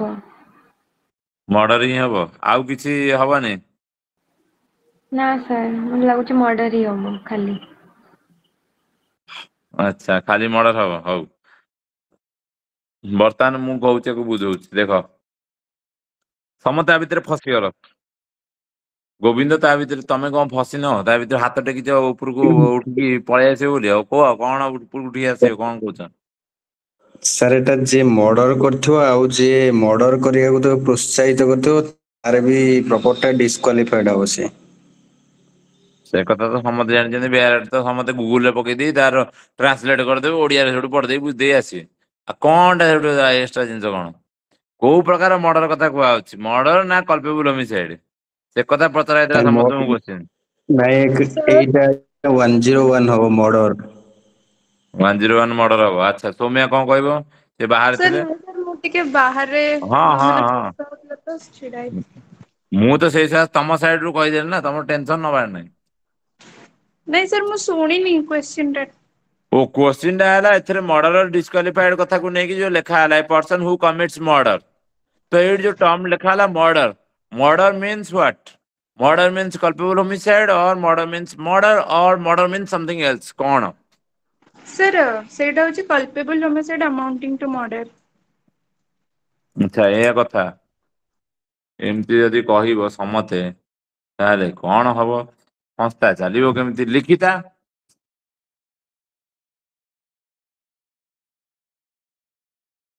सर ହବ କଣ କହୁଛ सर ମୋ ख्याल से ଆପଣ जो क्वेश्चन पचारुचंती जो ଆମ ସେକ୍ସନ 300 ଅଫ ଆଇପିସି ରେ ଯୋଉ ଥିଲା ଆगे ତ ଥିଲା ମର୍ଡର କୁ ଡେସ୍କ୍ରାଇବ କରାଯାଇଥିଲା ତ ତାପରେ ଥିଲା ଯୋଉ ଗୋଟେ culpable homicide not amounting to murder ଯୋଉଥିରେ କି 4ଟା ଗ୍ରାଉଣ୍ଡ ଦେଇଥିଲା ଯୋଉଟା କି ମର୍ଡର ବୋଲି କୁହାଯିବନି ତ सर ମୋ ख्याल से ସେଇ ଗ୍ରାଉଣ୍ଡ ଗୁଡା ଏଇଠି ଇନକ୍ଲୁଡ ହବନି ଏଇଠି ପ୍ରପର ଯୋଉଟା ମର୍ଡର ଯଦି ହେଇଥିବ ତାହେଲେ ହିଁ ସେଇ ମାନେ ଯଦି ମର୍ଡର ହିଁ କମିଟ ହେଇଥିବ ତାହେଲେ ହିଁ ସେଇ ଲୋକ ଡିସକ୍ୱାଲିଫାଏ ହବ ହଉ ସମସ୍ତେ କହିଲା ଭଲ ଲାଗିଲା ଶୁଣିକି କିନ୍ତୁ ଆମେ କହିବୁ ଗୋଟେ ଜିନିଷ ଭାଇ ଲାଇଫ ବହୁତ simple do not make it complicated so accordingly enjoy କର ହସ ଖୁସିରେ ବଞ୍ଚ ଆଉ ଏତେ ଟେନସନ ଆ ପାଇଁ ଆମ ପାଖେ ଏତେ ଟାଇମ ନାହିଁ ଦ୍ୟାଟ ମିନ୍ସ ଏଇଠି କହିବା କଥା ଏଇଟା ଆଇପିସି କଥା ଯଦି ନେଇକି କହିଥାନ୍ତା ଡାଇରେକ୍ଟଲି ଲାଷ୍ଟ ଆଡୁ କହିଥାନ୍ତା ମର୍ଡର କିମ୍ବା ଏଥିରେ ଯୋଉ କଲ୍ପେବୁଲ ହୋମିସାଇଡ କଥା ନେଇକି କୁହାଯାଇଥାନ୍ତା ଯେ ଏଇ ବ୍ୟାରିୟର ଟାକୁ ନେଇକି ଆଇପିସି ରେ ଯାହା ଅଛି ତା କରେସ୍ପଣ୍ଡିଂ ପ୍ରୋଭିଜନ ତାକୁ ନେଇ ଧର ଉଠ ପକାଅ ଏସବୁ ଜିନିଷ ଚାଲିଥାନ୍ତା ମନେ ପକାଅ Hindu marriage act section 17 punishment for bigamy ସେଥିରେ ସ୍ପେସିଫିକାଲି ଲେଖା ହେଇଥିଲା ସେକ୍ସନ 495 494 କଥା ସେଥିରେ ଲେଖା ହେଇଥିଲା ହଁ ନା ନାଇଁ ହଁ ଯଦି ହାତ ଟେକ ଯଦି କେତେ ଜଣ ମନେ ଅଛି ତ 2 ଲୋକଙ୍କର ମନେ ଅଛି 3 ଲୋକଙ୍କର ମନେ ଅଛି ସେଇଟା ତ କହୁଛି ଆଉ ସବୁବେଳେ ବ୍ୟାରେଟ ଗୁଡା ରିଭାଇଜ କରିବାର ଅଛି ଆଉ 5 ଲୋକଙ୍କର ମନେ ପଇଲା ଆଉ ବାକି ଲୋକ ବ୍ୟାରେଟ ଟିକେ ପଲଟେଇ ଦିଅ ସାଙ୍ଗେ ସାଙ୍ଗେ କପି ମାରିବା ପାଇଁ କିଏ ମନା କରୁଛି ତମକୁ ଏଠି କପି ମାରିଦିଅ ପରେ ବୁଝାବୁଝି ଏକ୍ଜାମ ଫେକ୍ଜାମ ହଉନି ସେଇ ବ୍ୟାରେଟ ରେ ଦେଖେଇ ଦିଅ ସେକ୍ସନ 17 ପନିଶମେଣ୍ଟ ଫର ବାଇଗାମି ସେଥିରେ କ୍ଲିୟରଲି ତ ଲେଖା ହେଇଛି ବାସ୍ 11 ଜଣ ଏପର୍ଯ୍ୟନ୍ତ ଆଲର୍ଟ ବାକି ମାନେ ସମସ୍ତେ କହିଲେ ହଁ ବା 11 ଜଣ ତ କହିଲେ ଆମର ତ କ୍ରିକେଟ ଟିମ ହେଇଗଲା ଆଉ ବାକି ଆମେ ଆଉ ପାଣି ବୋହିବା ପାଇଁ କାହିଁକି ଯିବୁ ଥାଉ ଆମର ଦରକାର ନାହିଁ ଆମର ସେ ଟିମ ଭିତରେ ପଶିବାର ନାହିଁ ହଉ ବର୍ତ୍ତମାନ ହେଇଗଲା 16 ଜଣ ଛାଡ ଯିବ ଆଉ ପଛରେ କେହି ଆଉ ହାତ ଟେକନି ବହୁତ କଷ୍ଟ ହବ ହାତ ବିନ୍ଧା ହବ ଆଉ ଆମେ ତେଲ ଫେଲ କିଛି ରଖିନୁ ପଠେଇବା ପାଇଁ ତମ ଘରକୁ ତେଣୁ କରି ବର୍ତ୍ତମାନ ବୁଝିସାର ଯଦି ଏଭଳିଆ କିଛି ଗୋଟେ ସିଚୁଏସନ ହେଇଥାନ୍ତା ସ୍ପେସିଫିକାଲି ଲେଖା ହେଇଥାନ୍ତା ସେଥିରେ ଯେମିତି ଲେଖା ହେଇଛି ଏଥିରେ ସେମିତି ଲେଖା ହେଇଥାନ୍ତା ଯଦି ଏଥିରେ ଲେଖା ହେଇନି କାହିଁକି ଲେଖା ହେଇନି ଏଇ ସକାଶେ ଲେଖା ହେଇନି ଆ ଭିତରେ ଯେ କଣ ଯେ ଆ ଭିତରେ ସିଚୁଏସନ ଅଲଗା ଯେ ଏଇଠି ସେ ଲାଇଫ ଟାକୁ ପୁରା ସିମ୍ପଲ କରି ରଖିଦେଇଛନ୍ତି ଏଠି ଆଉ ତମେ ସେଥିରେ ପସନ୍ଦ ଯେ ଏଇଟା କଲ୍ପେବୁଲ ହୋମିସାଇଡ ନା ମର୍ଡର ତା ଭିତରେ ନେଇକି କେହି ଆନାଲିସିସ୍ କରୁନାହାନ୍ତି ତାମାନେ ଜେନେରାଲ ୱେରେ ଯେମିତି ଦେଖୁଛନ୍ତି ସମସ୍ତେ ତାମାନେ ଫୋକସ ହେଲା କଲ୍ପେବୁଲ ହୋମିସାଇଡ होमिसाइड ହେଇଛି ନା ନାଇଁ ସେତିକି କଥା। ତମେ ମାରିଛ ନା ମାରିନ ସେଥିରେ ସେ ମର୍ଡର ତମର ଇଣ୍ଟେନସନ ନଲେଜ ଏଗୁଡା କେହି ପଚାରୁନାହାନ୍ତି। ତମର ସେକ୍ସନ 300 କୁ କେହି ଯାଉନାହାନ୍ତି କି ସେକ୍ସନ 103 ଆଡକୁ ତମକୁ କେହି ଯିବାକୁ କେହି କିଛି କହୁନାହାନ୍ତି ତା ଭିତରେ। ତମେ ପୁରା ସିମ୍ପଲ ୱେରେ ତମେ ରଖ ଲାଇଫ ଟାକୁ ଆଗକୁ ତମେ ଯାଅନି ବେଶୀ ଯେତିକି ଦରକାର ସେତିକି ରୁହ। ଜଣେ ଜଣକୁ ମାରିଛି ହଁ ନା ନାଇଁ ସେତିକି କଥା। ଇଣ୍ଟେନସନ ଥିଲା ନଲେଜ ଥିଲା ଇଏ ଥିଲା ସିଏ ଥିଲା କେହି ପଚାରୁନାହାନ୍ତି ରେ ଭାଇ। କାରଣ ହିନ୍ଦୁ ରେ ସବୁ ହିନ୍ଦୁ ଆ ଦ୍ୱାରା ଗଭର୍ଣ୍ଣ ହେବେ। ସବୁ ହିନ୍ଦୁ ମାନେ ଲ ପଢିଥିବେ ବୋଲି କଣ ଗ୍ୟାରେଣ୍ଟି ଅଛି? ସବୁ ହିନ୍ଦୁ ମାନେ ସେତିକି ନଲେଜେବୁଲ ଲୋକ ହେଇଥିବେ ବୋଲି କଣ ଗ୍ୟାରେଣ୍ଟି ଅଛି? କିନ୍ତୁ ସମସ୍ତେ ଜାଣିଥିବେ murder means what? Murder means ଜଣେ ଆଉ ଜଣକୁ ମାରିଦେଲା ସେତିକି। ତ ସେଇ ହିସାବରେ ଦେଖିବାକୁ ଗଲେ ସେଇ ଆସ୍ପେକ୍ଟରେ ଦେଖିବାକୁ ଗଲେ ଜେନେରାଲ ୱେରେ ଯୋଉଟାକୁ ଲୋକ ମର୍ଡର କହୁଛନ୍ତି ସେଇ ଜିନିଷଟା ଆ ଭିତରେ ଆସିବ ଜେନେରାଲ ୱେରେ। ତ ଜେନେରାଲ ୱେରେ ମିନ୍ସ କୋଉଟା? General were homicide killing of a human being by another human being. ତ କୋଉ ଟାଇପର ହୋମିସାଇଡ? କଲ୍ପେବୁଲ ହୋମିସାଇଡ। ତ ଏଥିରେ ମର୍ଡର କଥା ଆଡକୁ ଯିବାର ନାହିଁ। ମାଇନ୍ୟୁଟ ୱେରେ ବହୁତ ଭିତରକୁ ବସିବାର ନାହିଁ। ସିମ୍ପଲ ଜିନିଷ ଯେହେତୁ ଏଥିରେ ହିନ୍ଦୁ ଲ କଥା କୁହାଯାଇଛି ମର୍ଡରକୁ ଡିସକ୍ୱାଲିଫାଏ କରାହବ ତାମାନେ ଇଣ୍ଟେନସନ ଇଜ କ୍ୱାଇଟ କ୍ଲିୟର। ଯିଏ ମାରିଛି ତାକୁ ଡିସକ୍ୱାଲିଫାଏ କର। ତାର ଇଣ୍ଟେନସନ ଥିଲା ନଲେଜ ଥିଲା ନଥିଲା ଆମର କଣ ଯାଉଛି କି ସେ ମାରିଛି ମାନେ ଭାଇ ତାକୁ ବାହାର କର ଘରୁ। ଯେମତି କ୍ଲାସ ଭିତରେ ସମସ୍ତେ ବସିଥିବ ଆ ଭିତରେ କିଏ ଗୋଟେ ଗୁଳେଇ ଦବ କଣ ଗ୍ୟାସ ଗୋଟେ କରିଦେଲା ଆ ଭିତରେ ଗନ୍ଧେଇଲା ଲୋ ଏ ତୁ ଏଠୁ ଛାଡିକି ଯିବୁ ଟିକେ ରୁମରୁ ତୁ ଛାଡିକି ଯା ତୁ ଯେତେ ଯା ଭଲ ହେଇଥା ତୁ ଛାଡିକି ଯା। କିନ୍ତୁ କେହି ଆଉ ଶୁଣିବେନି ଯେ ସେ ପାନ ଏଇ ଯୋଉ ପିଆଜ ଖାଇକି ଆସିଥିଲା ତା ପାଟିଟା ଗନ୍ଧଉଛି ବୋଲି। ତୁ ତ ଏଠି ଗୋଳେଇ ଦେଇଛୁ ଆଉ ତୁ ଏଇଠି ବସିକି ଖାଲି ଗୋଳଉଛୁ ଆଜି ସା ବରା ପକଡି ଖାଇ ଦେଇଛୁ ସେଟା ଗନ୍ଧ ହଉଛି ପକେଇକି ଆଉ କିଏ ଗୋଟେ କହିବ ଇଏ ମିକ୍ସଚର ଖାଇକି ହେଇଛି ଗନ୍ଧ ହଉଛି ବାହାରେ ତୁ ଏଠୁ। କେହି ଆଉ ସେଠି ଦେଖିବେନି ତମେ ପିଆଜ ଖାଇଛ ନା ତମେ ଗାଧେଇନ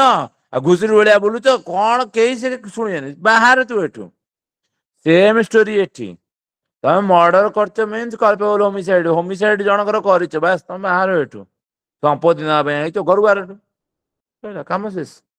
ଏତେ କମ୍ପ୍ଲିକେଟେଡ ୱେରେ ଯାଅନି। କମ୍ପ୍ଲିକେଟେଡ ୱେରେ ଯିବ ସେତିକି ବେଳେ ଯେତେବେଳେ ସେଟା ଗୋଟେ ପ୍ରୋସିଜୁରାଲ ଲର ପେପର ହେଇଥିବ। ପ୍ରୋସିଜୁରାଲ ଲର ପେପର ମିନ୍ସ ସିଆରପିସି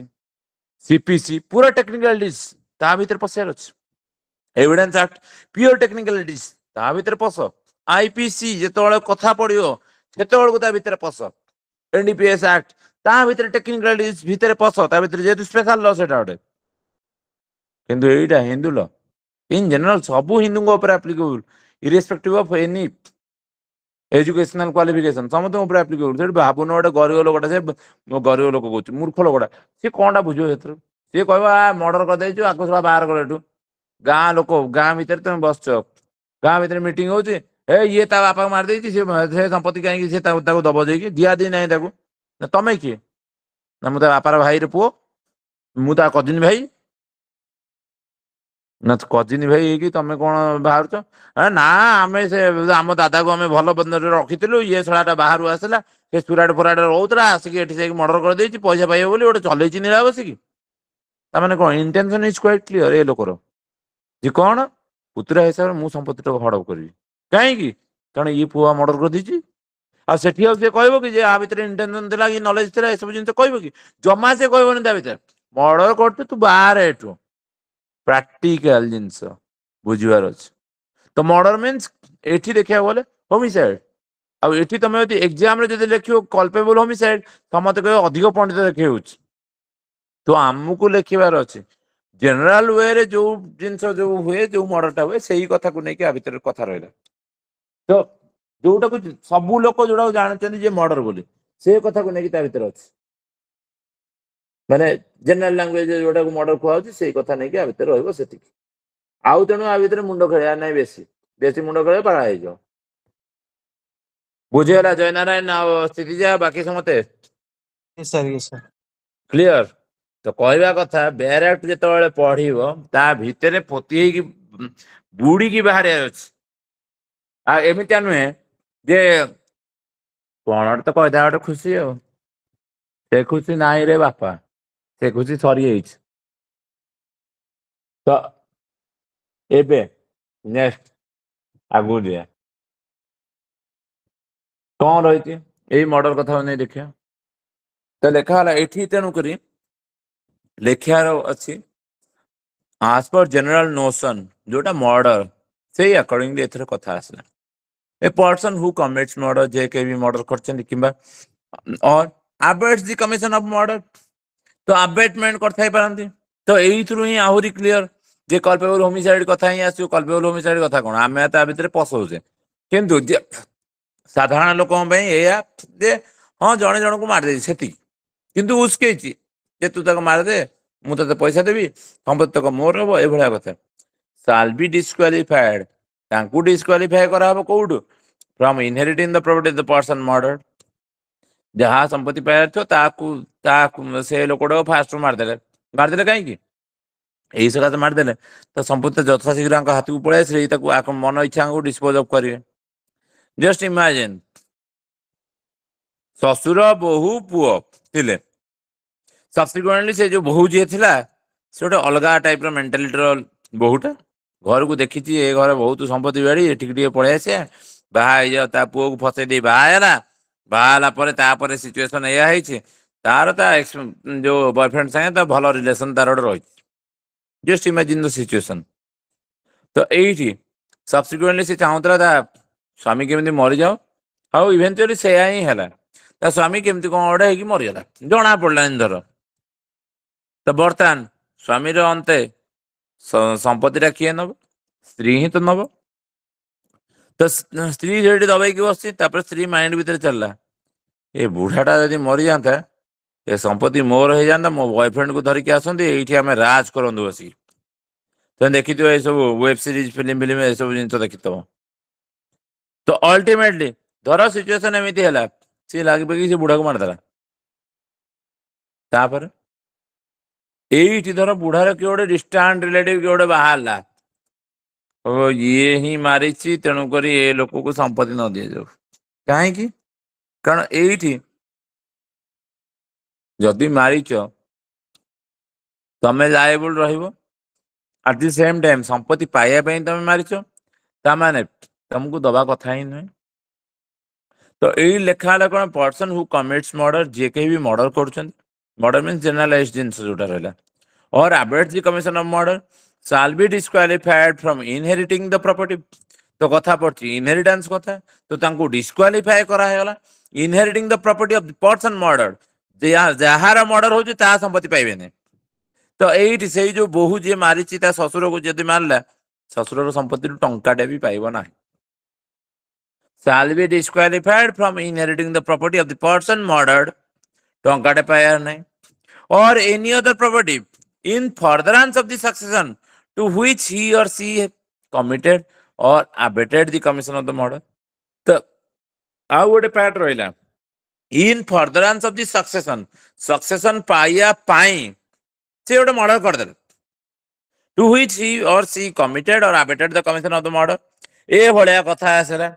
तो यही जो पार्टा को नहीं जदि आम देखा जे फर्दरेंस केमिति कौन होची कौन नहीं तामाने यही देखा गले कौन होची एठी जस्ट सिचुएशन नहीं जो जिनस जो लेखा आला ताकू नहीं कि गोटे शॉर्टकट रे कहूँ गोटे बापार दीटा पुओ जड़े कहूँ कौन बापा सबुतक संपत्ति मु शुणुची बापा मत न दे कि मो आर भाई को देदेव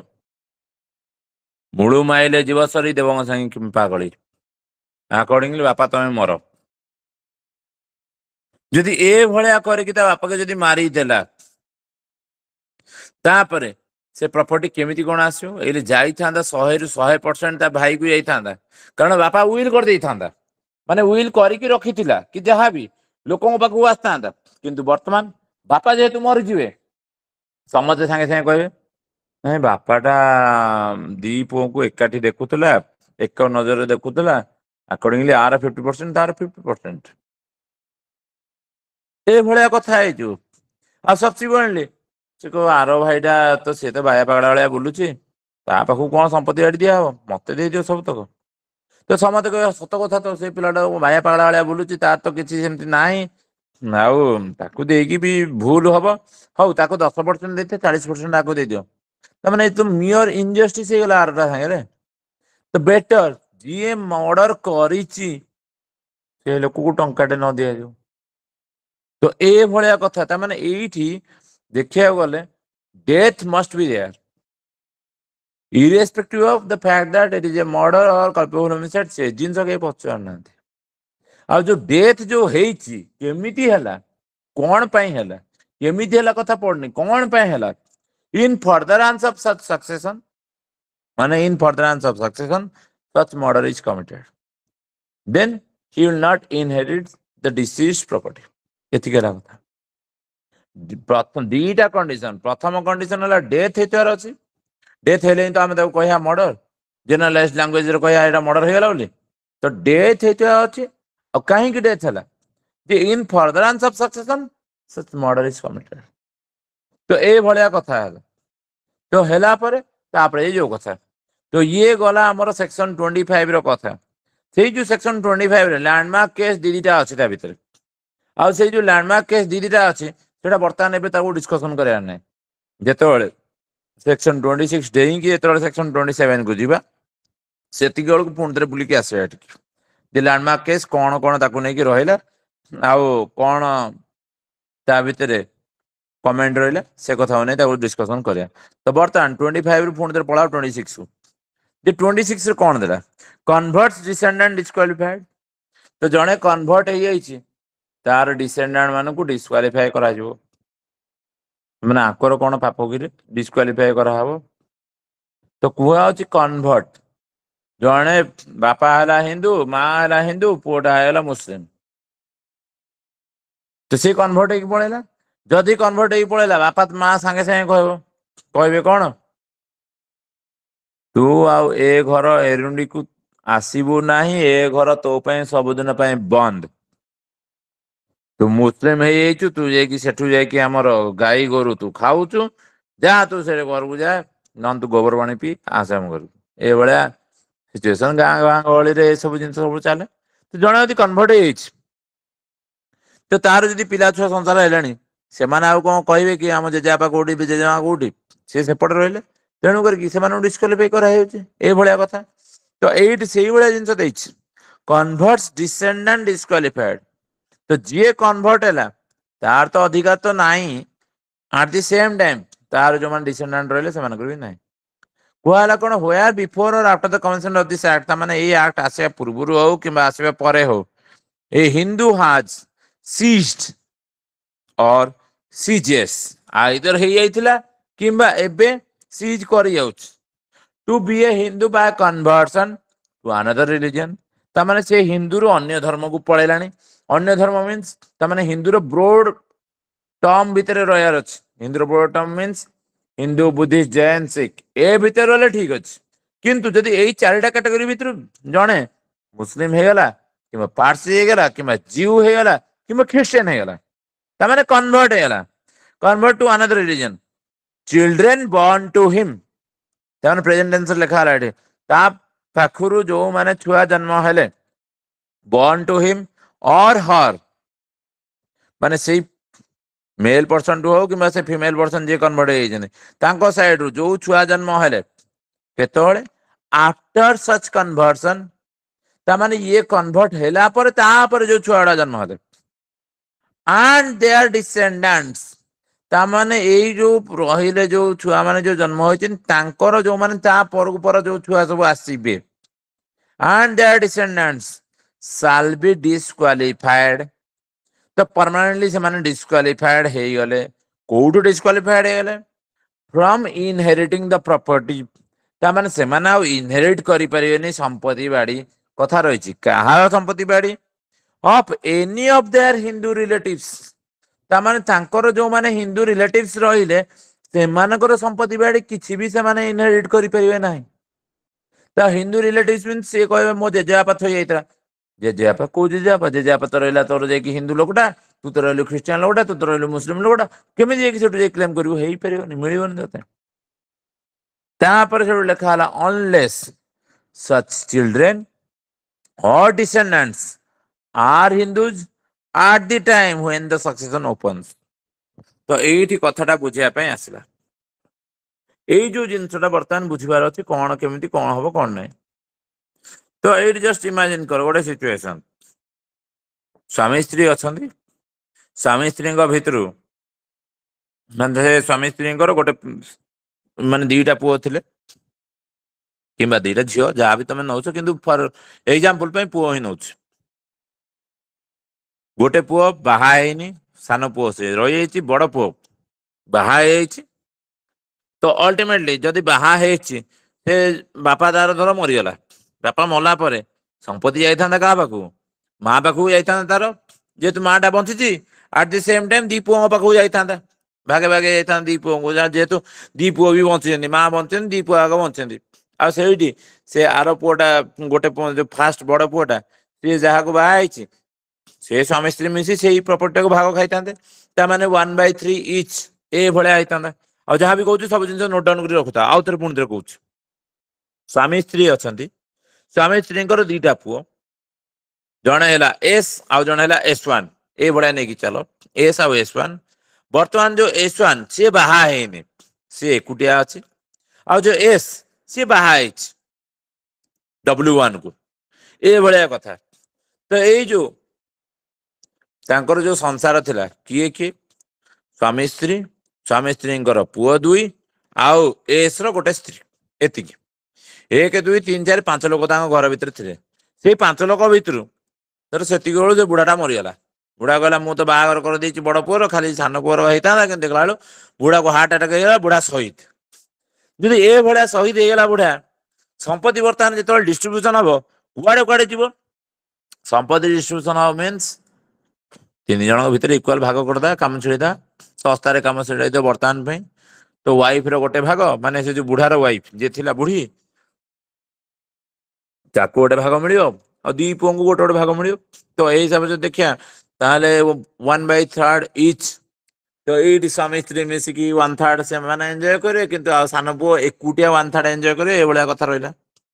किंतु सब्सिक्वेंटली देखा हला से जो एस जो थिला से कन्वर्ट हो गला तेरा मु ये घर रही मुस्लिम धर्म को कन्वर्ट हो क्रिश्चियन को कन्वर्ट हो जा कहीं तो मना करना जदि से कन्वर्ट होगला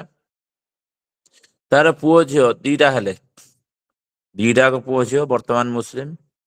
तो बर्तमान जेहेतु मुस्लिम हेले से कही पारे जे अरे आमर दादा तो बाहा नथिले परवर्ती पर्याय बाहा कई तो पुओ झील ना आम आडप्टेड सन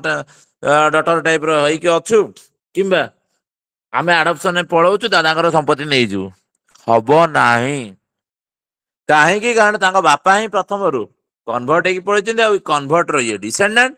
ये डिस्क्वालिफाइड आ डिस्क्वालिफाइड कौ ग्राउंड रे तांकर हिंदू रिलेटिव कर संपत्ति बाड़ी किछि पाइबे नाही जहा होची हे जाऊ तो जेहेतु डिस्क्वालिफाई करा जायछि से हेतु आंकु टंकाटे दिया जबनी तो ए पिलांकर कोन भूल पिला कथा भूल पड़नी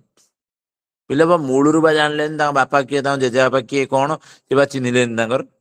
प्रथम स्वामी स्त्री पलि स्वामी स्त्री निजे डिसाइड कर कन्वर्ट है पिला छह जन्म होती तेणु ये प्रथम जापारे ना जेजेबापा जेजेमा किए जदि भी जानी था जदि भी जना है ये तुम जेजेबापा जेजेमा किंतु कथा बापा माँ तो कन्वर्ट हो कन्वर्ट है कहे जे आम जेजेबापा जेजेमा ना फॉर एग्जांपल गौतम दास ए बड़ा गोटे जेजेबापा ना आउ सी तो रहे दास आमर केमती सैफुद्दीन खान केमती आमर है आम कन्वर्ट हो जहाँ भी सोसाइटी तो एक्सेप्ट कर से दास घर लोक संपत्ति बाड़ी ये माने खान फैमिली इनहेरिट करी कौन करे तो यही जो जिनसा जो रहा ये कहला कन्वर्ट डिसेंडेंट डिस्क्वालिफाइड टोटाली दि जाए कि भितर आउ गोटे कंडीशन कौन से जो सेक्शन 26 अच्छी 26 गोटे condition unless such children or descendants are Hindus at the time when the succession opens ये सिचुएशन यही है जदि चेंज कर दबा को बुले दबा अदर वे अराउंड देखिबार जदि अछि जस्ट इमेजिन ए जो एस आउ डब्ल्यू जो कहूली गोटे पुओ आउ ता स्त्री से गोटे पुओ से अच्छे आउ गोटे झीटा अच्छे झीटा पछरे जन्म है कि सक्सेसन है बेलू से सक्सेसन है मीन्स तार जो जेजेबापा मला बेलू कहार ସେଇ ଯୋଉ ନାତି ଯୋଉ ଅଛି ନାତିର ଜେଜେବାବାଟା ମଲା ବେଳକୁ ସେତେବେଳକୁ ଏ ଜନ୍ମ ନେଇଯାଇଥିଲା। ଜନ୍ମ ହେଇଯାଇଥିଲା ବର୍ତ୍ତମାନ ସେ ବୁଢାର ସମ୍ପତ୍ତି ଯୋଉ ଭାଗ ହବାର ଥିଲା ବର୍ତ୍ତମାନ କୁଆଡେ କୁଆଡେ ଭାଗ ହବାର ଥିଲା ଏଠି ତା ସ୍ତ୍ରୀକୁ ଯିବ ବୁଢୀକୁ ଯିବ ଆଟ ଦି ସେମ ଟାଇମ ତାର ଦି ପୁଅକୁ ଯିବ। ଦି ପୁଅ ଭିତରେ ଯିଏ ପୁଅ ବି ଚାହିଁଛି ଜାଣିଛି ଏ ସବୁ ଜିନିଷ ଦେଖୁଛି ଯେ କଣ ଆମର ଭାଗ କଣ ଗୋଟେ ପଡିଛି ଏଭଳିଆ କଥା ଗୋଟେ ହେଇଛି। ତ ଏଇଠି କଥା ଆସିଲା ଏଇ ଯୋଉ ନାତି ସେଉଠୁ ଦେଖୁଛି କାହାର କଣ ମତେ ବାପା ଜେଜେବାପାଙ୍କର ସମ୍ପତ୍ତିରୁ କଣ କିଛି ମିଳିବ ନାହିଁ ଚାହିଁଲେ ବି ସେ କ୍ଲେମ କରିପାରିବ କିନ୍ତୁ ଏଇଠି ତା ବାପା ଥ୍ରୁରେ ସେ କ୍ଲେମ କରୁଛି। କିନ୍ତୁ ଜଷ୍ଟ ଇମାଜିନ କର ସେ ବାପା ଯଦି ବି ସେତେବେଳକୁ ବି ମରିଯାଇଛି ତାହେଲେ ବି ସେ ସମ୍ପତ୍ତିର ବାପା ସମ୍ପତ୍ତିରୁ ସିଏ ବି ପାଇବ ଯାହା ବି ହବ। କିନ୍ତୁ କଥା ଆସୁଛି ଆ ଭିତରେ ଯେ ଇଏ ପିଲା ବଞ୍ଚିଛି ଆଉ ଇଏ ଚାହୁଁନି ଧର କନଭର୍ଟ ହବା ପାଇଁ ତ କେତେବେଳେ କହିବ ରାଇଟ ଟୁ ରିଲିଜିଅନ କଥାକୁ ନେଇକି ତା ଅଧିକାର କେତେବେଳକୁ ଯାଇକି ସାବ୍ୟସ୍ତ କରିବ ଯେତେବେଳେ ତାକୁ 18 ହବ। କିନ୍ତୁ ସେତିକି ବେଳକୁ ତାକୁ ପ୍ରୁଭ୍ କରିବାର ଅଛି ଯେତେବେଳେ ଇଏ ବଞ୍ଚିଥିଲା ଚାହିଁଥିଲା ଜାଣିଥିଲା ସେତିକି ବେଳକୁ ସକ୍ସେସନ ଓପନ ହେଇଛି। ତ ସକ୍ସେସନ ଓପନ ହେଇଛି ମିନ୍ସ ହ୍ୱାଟ ସକ୍ସେସନ ଓପନ ହେଇଛି ମିନ୍ସ ଡିଭାଇଡ କରାଯାଇଛି ସମ୍ପତ୍ତି ସେତିକି ବେଳକୁ ଇଏ ଛୋଟ ଥିଲା ଇଏ ଜାଣିଥିଲା କିନ୍ତୁ ତା ବାପା ସେ ତାପରେ ପରେ କନଭର୍ଟ ହେଇଯାଇଛି। କନଭର୍ଟ ହେଇଛି ସେ ଯୋଉ ସକାଶେ ଆକୁ ଭାବିଛନ୍ତି କନଭର୍ଟର ଡିସେଣ୍ଡାଣ୍ଟ ତେଣୁ ଆକୁ ମିଳିନି। କିନ୍ତୁ ଇଏ ଚାହିଁବ ଯଦି ପରବର୍ତ୍ତୀ ପର୍ଯ୍ୟାୟରେ ପୁଣି ଥରେ କହିବ ସକ୍ସେସନ ଓପନ କର ଆଉ ଥରେ ମତେ ମୋ ଭାଗ ଦିଅ। କାରଣ ବାପା ସିନା କହିଦେଲେ ମୁସଲିମ ହବା ପାଇଁ କିନ୍ତୁ ମୋର ଇଚ୍ଛା ନାହିଁ ମୁଁ ମୁସଲିମ ହେବିନି ମୁଁ ସେଇ ହିନ୍ଦୁ ହିସାବରେ ରହିବି। ତ ଅଲ୍ଟିମେଟଲି ତା ପାଇଁ ପୁଣି ଥରେ ସମ୍ପତ୍ତି ରିଡିଷ୍ଟ୍ରିବ୍ୟୁସନ ପୁଣି ଥରେ ଷ୍ଟାର୍ଟ ହବ ଏଭଳିଆ କଥା ହବ। ଆଉ ଏଇ ଯୋଉ ଜିନିଷଟା ଯୋଉ ରହିଲା ଏଇ ଯୋଉ ସେକ୍ସନ 26 ଟା ତାକୁ ପୁଣି ଥରେ ତାକୁ ଭଲ ଭାବରେ ବୁଝିବାର ଅଛି। କେତେବେଳେ ଭଲ ଭାବରେ ବୁଝା ହବ ଯେତେବେଳେ ଆମର ଯୋଉ ପ୍ରପର୍ଟି ଡିଷ୍ଟ୍ରିବ୍ୟୁସନ କାହାକୁ କେତେ କଣ ଦିଆହବ ସେତିକି ବେଳକୁ ପୁଣି ଥରେ ଆମେ ବୁଝିବା। ଆଉ ଏଇଠି ତାରି ଅନୱାର୍ଡସ ଆମର ଯିବାର ଅଛି ସେକ୍ସନ 27 ବର୍ତ୍ତମାନ ଖାଲି ଗ୍ଲିମ୍ସ ରେ କହୁଛି ସେକ୍ସନ 27 ଆଉ ତାରି ଭିତରେ କେସ୍ ଦି ତିନିଟା ନେଇକି ଡିସ୍କସନ କରିବାର ଅଛି। ତାପରେ ଏଇ ଯୋଉ ଯେତେବେଳେ ଆମର ସେ ଯୋଉ ପ୍ରପର୍ଟି ଡିଷ୍ଟ୍ରିବ୍ୟୁସନ କାହା ଭାଗରେ କେତେ କଣ ଏସବୁ ଜିନିଷ ଯେତେବେଳେ ଡିସ୍କସନ କରିବା ସେତିକି ବେଳକୁ ପୁଣି ଥରେ ଏଇ ସେକ୍ସନ 26 ମନେ ପକେଇବ ତା ଭିତରେ ପୁଣି ଥରେ ପଢା ହବାର ଅଛି। କାରଣ ଏଇଥିରେ ଗୋଟେ ଅଲଗା ଟାଇପର ଗୋଟେ କ୍ଲଜ ରହିଛି ଯେ ଡିସ୍କ୍ୱାଲିଫାଏ କେମିତି କରାଯିବ ମାନେ କନଭର୍ଟ ଜଣେ ହେଇଗଲା ତ ଅଲ୍ଟିମେଟଲି ତାର ଡିସେଣ୍ଡାଣ୍ଟ ଯୋଉମାନେ ରହିଲେ ସେମାନେ ତା ଭିତରେ ତ ଡିସ୍କ୍ୱାଲିଫାଏ ହେଇଯିବେ। କିନ୍ତୁ ଆ ଭିତରେ ଯୋଉ last line unless such children or descendants are Hindus at the time when the succession opens ତ ସେତେବେଳକୁ ସେମାନଙ୍କୁ ଡିସ୍କ୍ୱାଲିଫାଏ କରାଯିବ ନାହିଁ। ଏଇ ଗୋଟିଏ ଗ୍ରାଉଣ୍ଡ ନହେଲେ ଇନ୍ ଜେନେରାଲ ସମସ୍ତେ ଡିସ୍କ୍ୱାଲିଫାଏ। କନଭର୍ଟ ହେଇଛି ବାପା କନଭର୍ଟ ହେଇଛି ମାନେ ତା ଫଳ ତମକୁ ଭୋଗିବାକୁ ପଡିବ। ଯେମିତି ତମ ବାପା କୋଉଠି କଣ ସବୁ ଯଦି ସଉଦା ପତ୍ର କୋଉଠୁ ଆଣୁଥିବେ ସେଠି ତମର ଧର ବାକି ଖାତା ଅଛି ଲେଖା ହେଇଛି ଯେ ଆରେ ବାକି ଅଛି ଏ ଅଛି ସେ ଅଛି ତମେ ଯାଇଥିବ କ୍ଷୀର ଆଣିବା ପାଇଁ କି ତମେ ଯାଇଥିବ କଣ ଗୋଟେ ଗ୍ରୋସରୀ ଆଇଟମ ଆଣିବା ପାଇଁ ଆରେ ତୁ ଆଙ୍କ ପୁଅଟି ଆଙ୍କ ଝିଅଟି ସାଙ୍ଗେ ସାଙ୍ଗେ ହଁ ଆଜ୍ଞା ଆରେ ତୋ ବାପା ନେଇକି ଯାଇଥିଲା କଣ ପଇସା ଦେଇନି ନହେଲେ ବାପାଙ୍କ ତ ଆଡକୁ ଆସିବେନି ମା କଥାକୁ ନେଇ ଡାଇରେକ୍ଟ ଆରେ ତୋ ମା ସେଦିନ କଣ ଆସିଥିଲା ଆମ ଦୋକାନକୁ ଆସିକି କଣ ନେଇକି ଗଲେ ସେଦିନ କଣ ତା ପାଖରେ ପଇସା ନଥିଲା ସେ ଆଉ ଫୋନ ପେ ବି ଦେଲା ବେଳକୁ ସେ ନେଟୱାର୍କ ବି ଆସିଲାନି ଆଉ ସେ ମାଆଙ୍କୁ ଟିକେ ମନେ ପକେଇଦବୁ ତ ସେ ବୁଟ ଡାଲି ନେଇକି ଏଥିରେ କିଲେ ତା ପଇସା ଦେଇନାହାନ୍ତି ନା କେତେ ଟଙ୍କା ନା ସେ 80 ଟଙ୍କା ରହିଥିଲା ସେ ଦେଇନାହାନ୍ତି ମନେ ପକେଇଦବୁ ସେ ଭୁଲି ଯାଇଛନ୍ତି କାଳେ। ଇଏ ଯେମିତିଆ ସିଷ୍ଟମ ଏଠି ବି ଡିଟୋ ସେମିତିଆ ସିଷ୍ଟମ। ତାମାନେ ବାପା ମା ଯାହା କଲେ ଆମେ ସେଇ ହିସାବରେ ଆମକୁ ଆଗକୁ ବଢିବାର ଅଛି। ତ ଏଇଠି ଯଦି ସେମାନେ କନଭର୍ଟ ହେଇଯାଇଛନ୍ତି ତ ଅଲ୍ଟିମେଟଲି ଆମେ ତାଙ୍କର ଛୁଆ ଆମେ ହିଁ ଡିସ୍କ୍ୱାଲିଫାଏ ହେଇଯିବା ଅଟୋମେଟିକାଲି। ଆଉ ସେଇ ହିସାବରେ ଆମର ସେ ଆନସିଷ୍ଟ୍ରାଲ ପ୍ରପର୍ଟି ଉପରେ କିଛି ବି ଅଧିକାର ନାହିଁ। ତ କଥା ଆସିଲା ଇଏ ଆନସିଷ୍ଟ୍ରାଲ ପ୍ରପର୍ଟି କଣ ସେପାରେଟ ପ୍ରପର୍ଟି କଣ ଏଗୁଡା ସବୁ କଣ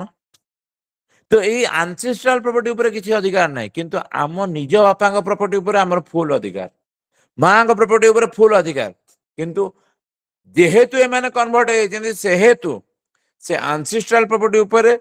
ଆମର ଅଧିକାର ନାହିଁ। ପୁରା ସିମ୍ପଲ ଲାଙ୍ଗୁଏଜ କହିବାକୁ ଗଲେ ଯେହେତୁ ଏମାନେ କନଭର୍ଟ ହେଲେ ସେହେତୁ ଆମେ ତାଙ୍କର ପୁଅ ଝିଅ ତେଣୁ ଆମ ବାପାଙ୍କର ଅନ୍ତେ ଆମେ ଯାହା କରିବା ବାପାଙ୍କ ପଇସା ପତ୍ର ଧରିକି ଆମେ ଚଲେଇବା। ତେଣୁ ଆମେ ଆଉ ଜେଜେବାପାଙ୍କ ସମ୍ପତ୍ତି ଆଡକୁ କିଛି ଅନେଇବାର ନାହିଁ। ଯାହା ହଉଛି ହେଇଯାଉ ଖାସ କରିକି ଏଇ ହିନ୍ଦୁ ସକ୍ସେସନ ଆକ୍ଟ ଅଣ୍ଡରରେ ଆଉ ଅନେଇବାର ନାହିଁ। କିନ୍ତୁ ଏଇଠି ଯଦି ସିଚୁଏସନ ଏମିତି ହେଇଥିବ ତମେ ବଞ୍ଚିଛ ବଞ୍ଚିଛ ମିନ୍ ଯେତେବେଳେ ପ୍ରପର୍ଟି ଡିଭାଇଡ କରାଯାଉଛି ସେତିକି ବେଳକୁ ତମେ ଛୋଟ ଥିଲ, ପ୍ରପର୍ଟି ଡିଷ୍ଟ୍ରିବ୍ୟୁସନ ହେଇଛି ଯାହା ସବୁ ହେଇଛି, କିନ୍ତୁ ସବସିକ୍ୱେଣ୍ଟଲି ତମ ବାପା କନଭର୍ଟ ହେଇଗଲେ କିମ୍ବା ମା କନଭର୍ଟ ହେଇଗଲେ ଅନ୍ୟ ଧର୍ମକୁ ଯେତେବେଳେ କନଭର୍ଟ ହେଇଗଲେ ସେତିକି ବେଳକୁ ତମର ଇଚ୍ଛା ନାହିଁ, କିନ୍ତୁ ତମେ ତ କାହାକୁ ତ କହିପାରିବନି କାରଣ ତମର ତ ଗାର୍ଡିଆନ ହିଁ କନଭର୍ଟ ହେଇଗଲେ। କିନ୍ତୁ ପରବର୍ତ୍ତୀ ପର୍ଯ୍ୟାୟରେ ଯେତେବେଳେ ତମକୁ 18+ ହେଇଯିବ ସେତିକି ବେଳକୁ ତମେ ଡିମାଣ୍ଡ କରିପାରିବ ଯେ ଭାଇ ସକ୍ସେସନ ପୁଣି ଥରେ ଓପନ କରାଯାଉ, କାରଣ ମୋ ଭାଗ ମତେ ମିଳିନି, ଆଉ ମୁଁ ଚାହୁଁନି ମୁଁ ଏ ଧର୍ମରେ ରହିବା ପାଇଁ, ମୁଁ ଚାହୁଁଛି ମୋ ଓରିଜିନାଲ ଧର୍ମକୁ ପଳେଇବା ପାଇଁ। ଆଉ ଏଇଟା ଆକ୍ଚୁଆଲି ଫ୍ୟାମିଲିରେ ବି ହଉଛି କେତେଟା ଫ୍ୟାମିଲିରେ। ତ ଏଇଭଳିଆ କଥା। ଆଉ ଏଇଠି ଦେଖିବାକୁ ଗଲେ ବାପା ହେଇଥିବେ ଚୋର ଖଣ୍ଡ ତସ୍କର, କିନ୍ତୁ ପୁଅ ସେଠି ଚେଞ୍ଜ କରିଦେଇଥିବ ପୁରା ହିଷ୍ଟ୍ରି, ଯେ ମୋ ବାପା ଯଦି ଏମିତିଆ ମୁଁ କାହିଁ ସେମିତିଆ ହେବି, ମୁଁ ତାଙ୍କଠୁ ଭଲ ହେବି। ତ ଆକର୍ଡିଙ୍ଗଲି ସବୁବେଳେ ଏଇ ଜିନିଷ ବି ହୁଏ ସୋସାଇଟି ଭିତରେ। ତ ସେଇ ହିସାବରେ ଲଟାକୁ ଭାବିଚିନ୍ତି କି ଏଇଭଳିଆ ତିଆରି କରାଯାଇଛି। ତ ସେକ୍ସନ 26 ଏଠି ସରିଲା, 27 ଚାଲ ସକ୍ସେସନ ୱେନ୍ ହେୟାର ଡିସକ୍ୱାଲିଫାଏଡ। ଯଦି ସିଚୁଏସନ ଏମିତି ହେଇଛି ହେୟାର ହିଁ ଡିସକ୍ୱାଲିଫାଏଡ, ଲିଗାଲ ହେୟାର ଯୋଉମାନେ ସେ ଡିସକ୍ୱାଲିଫାଏଡ, ତ କୋଉ ବେସିସରେ ଡିସକ୍ୱାଲିଫାଏଡ? ଆଇଦର ମର୍ଡର ସେ ଗ୍ରାଉଣ୍ଡରେ ଡିସକ୍ୱାଲିଫାଏଡ, ଆଇଦର କନଭର୍ଟ ହେଇଛନ୍ତି ସେ ଗ୍ରାଉଣ୍ଡରେ ଡିସକ୍ୱାଲିଫାଏଡ, ନହେଲେ କନଭର୍ଟସ ଯୋଉ ଡିସେଣ୍ଡାଣ୍ଟ ରହିଛନ୍ତି ସେ ଗ୍ରାଉଣ୍ଡରେ ଡିସକ୍ୱାଲିଫାଏଡ, ନହେଲେ ଏନି ଅଦର ଥିଙ୍ଗ। ଆଉ କୌଣସି ୱେରେ ବି ସେ ଡିସକ୍ୱାଲିଫାଏଡ ଯଦି ହେଇଛନ୍ତି, ଯଦି ଡିସକ୍ୱାଲିଫାଏଡ ହେଲେ ଦେନ୍ ସକ୍ସେସନ କେମିତି କଣ ହବ, କେମିତି କଣ ହିସାବ କରାହବ, ସେ କଥାକୁ ନେଇକି ଏଥର ଲେଖା ହେଲା। କଣ ଲେଖା ହେଲା? If any person is disqualified from inheriting any property under this act, if any person is disqualified from inheriting any property under this act, तामाने एई एक्ट अंडर कौनसी वे रे जणे डिस्क्वालिफाई होला, केमिति डिस्क्वालिफाई होला? मर्डर थिला डिस्क्वालिफाई होला, कन्वर्ट डिसेंडेंट अछि डिस्क्वालिफाई होला, एई भलिया। It shall devolve as if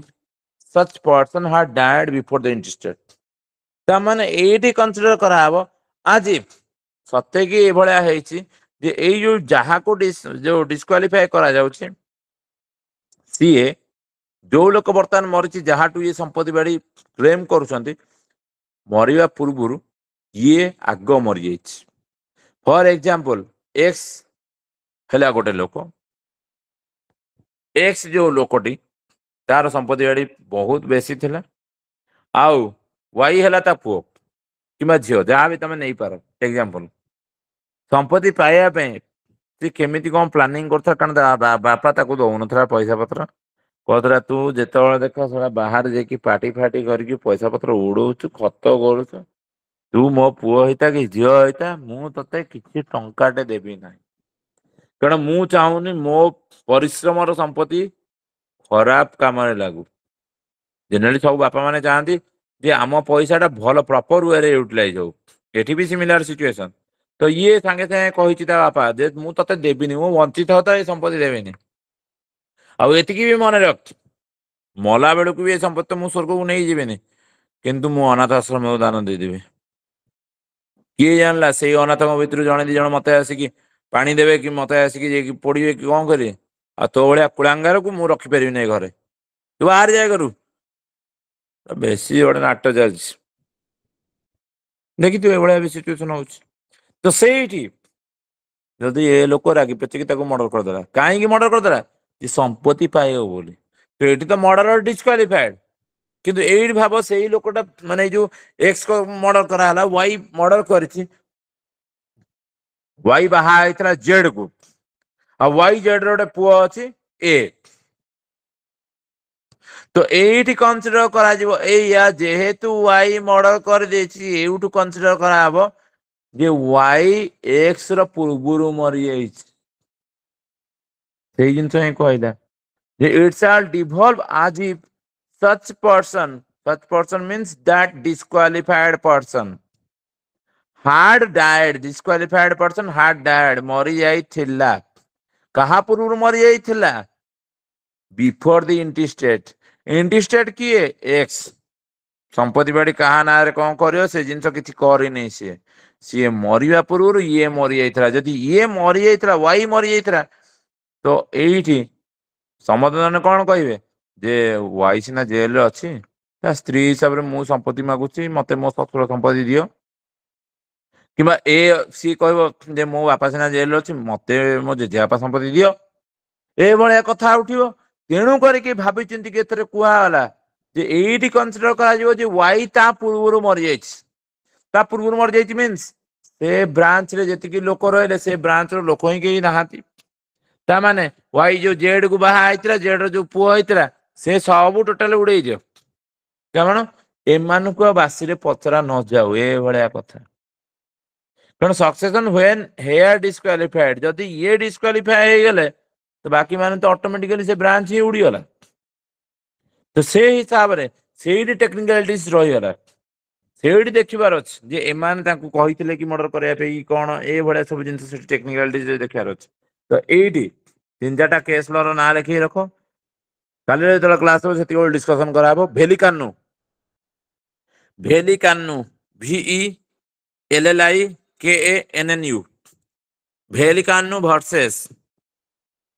भेली कान्नु वर्सेस आर सिंगा पेरुमाल भेली कान्नु वर्सेस आर सिंगा पेरुमाल 2005 ब्रैकेट भितर ब्रैकेट बाहर 6 SCC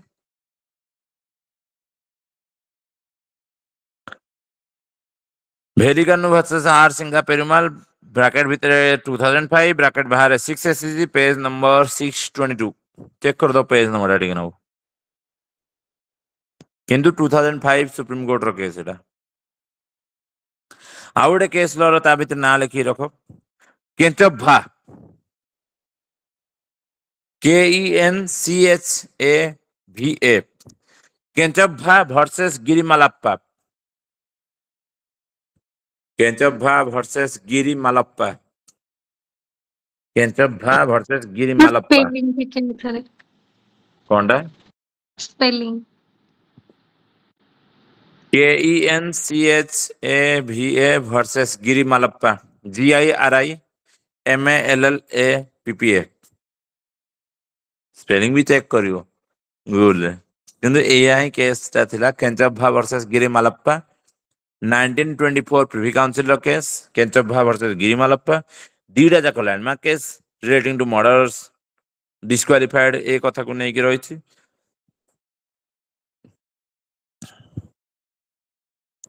तो ए दीटा केस भल भाव पढ़ के रखिथियो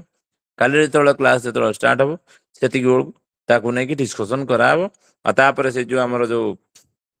बाकी जो लॉ रहला थोड़ा थोड़ा डिस्कशन कराबो हां कोन हला सेति जा सर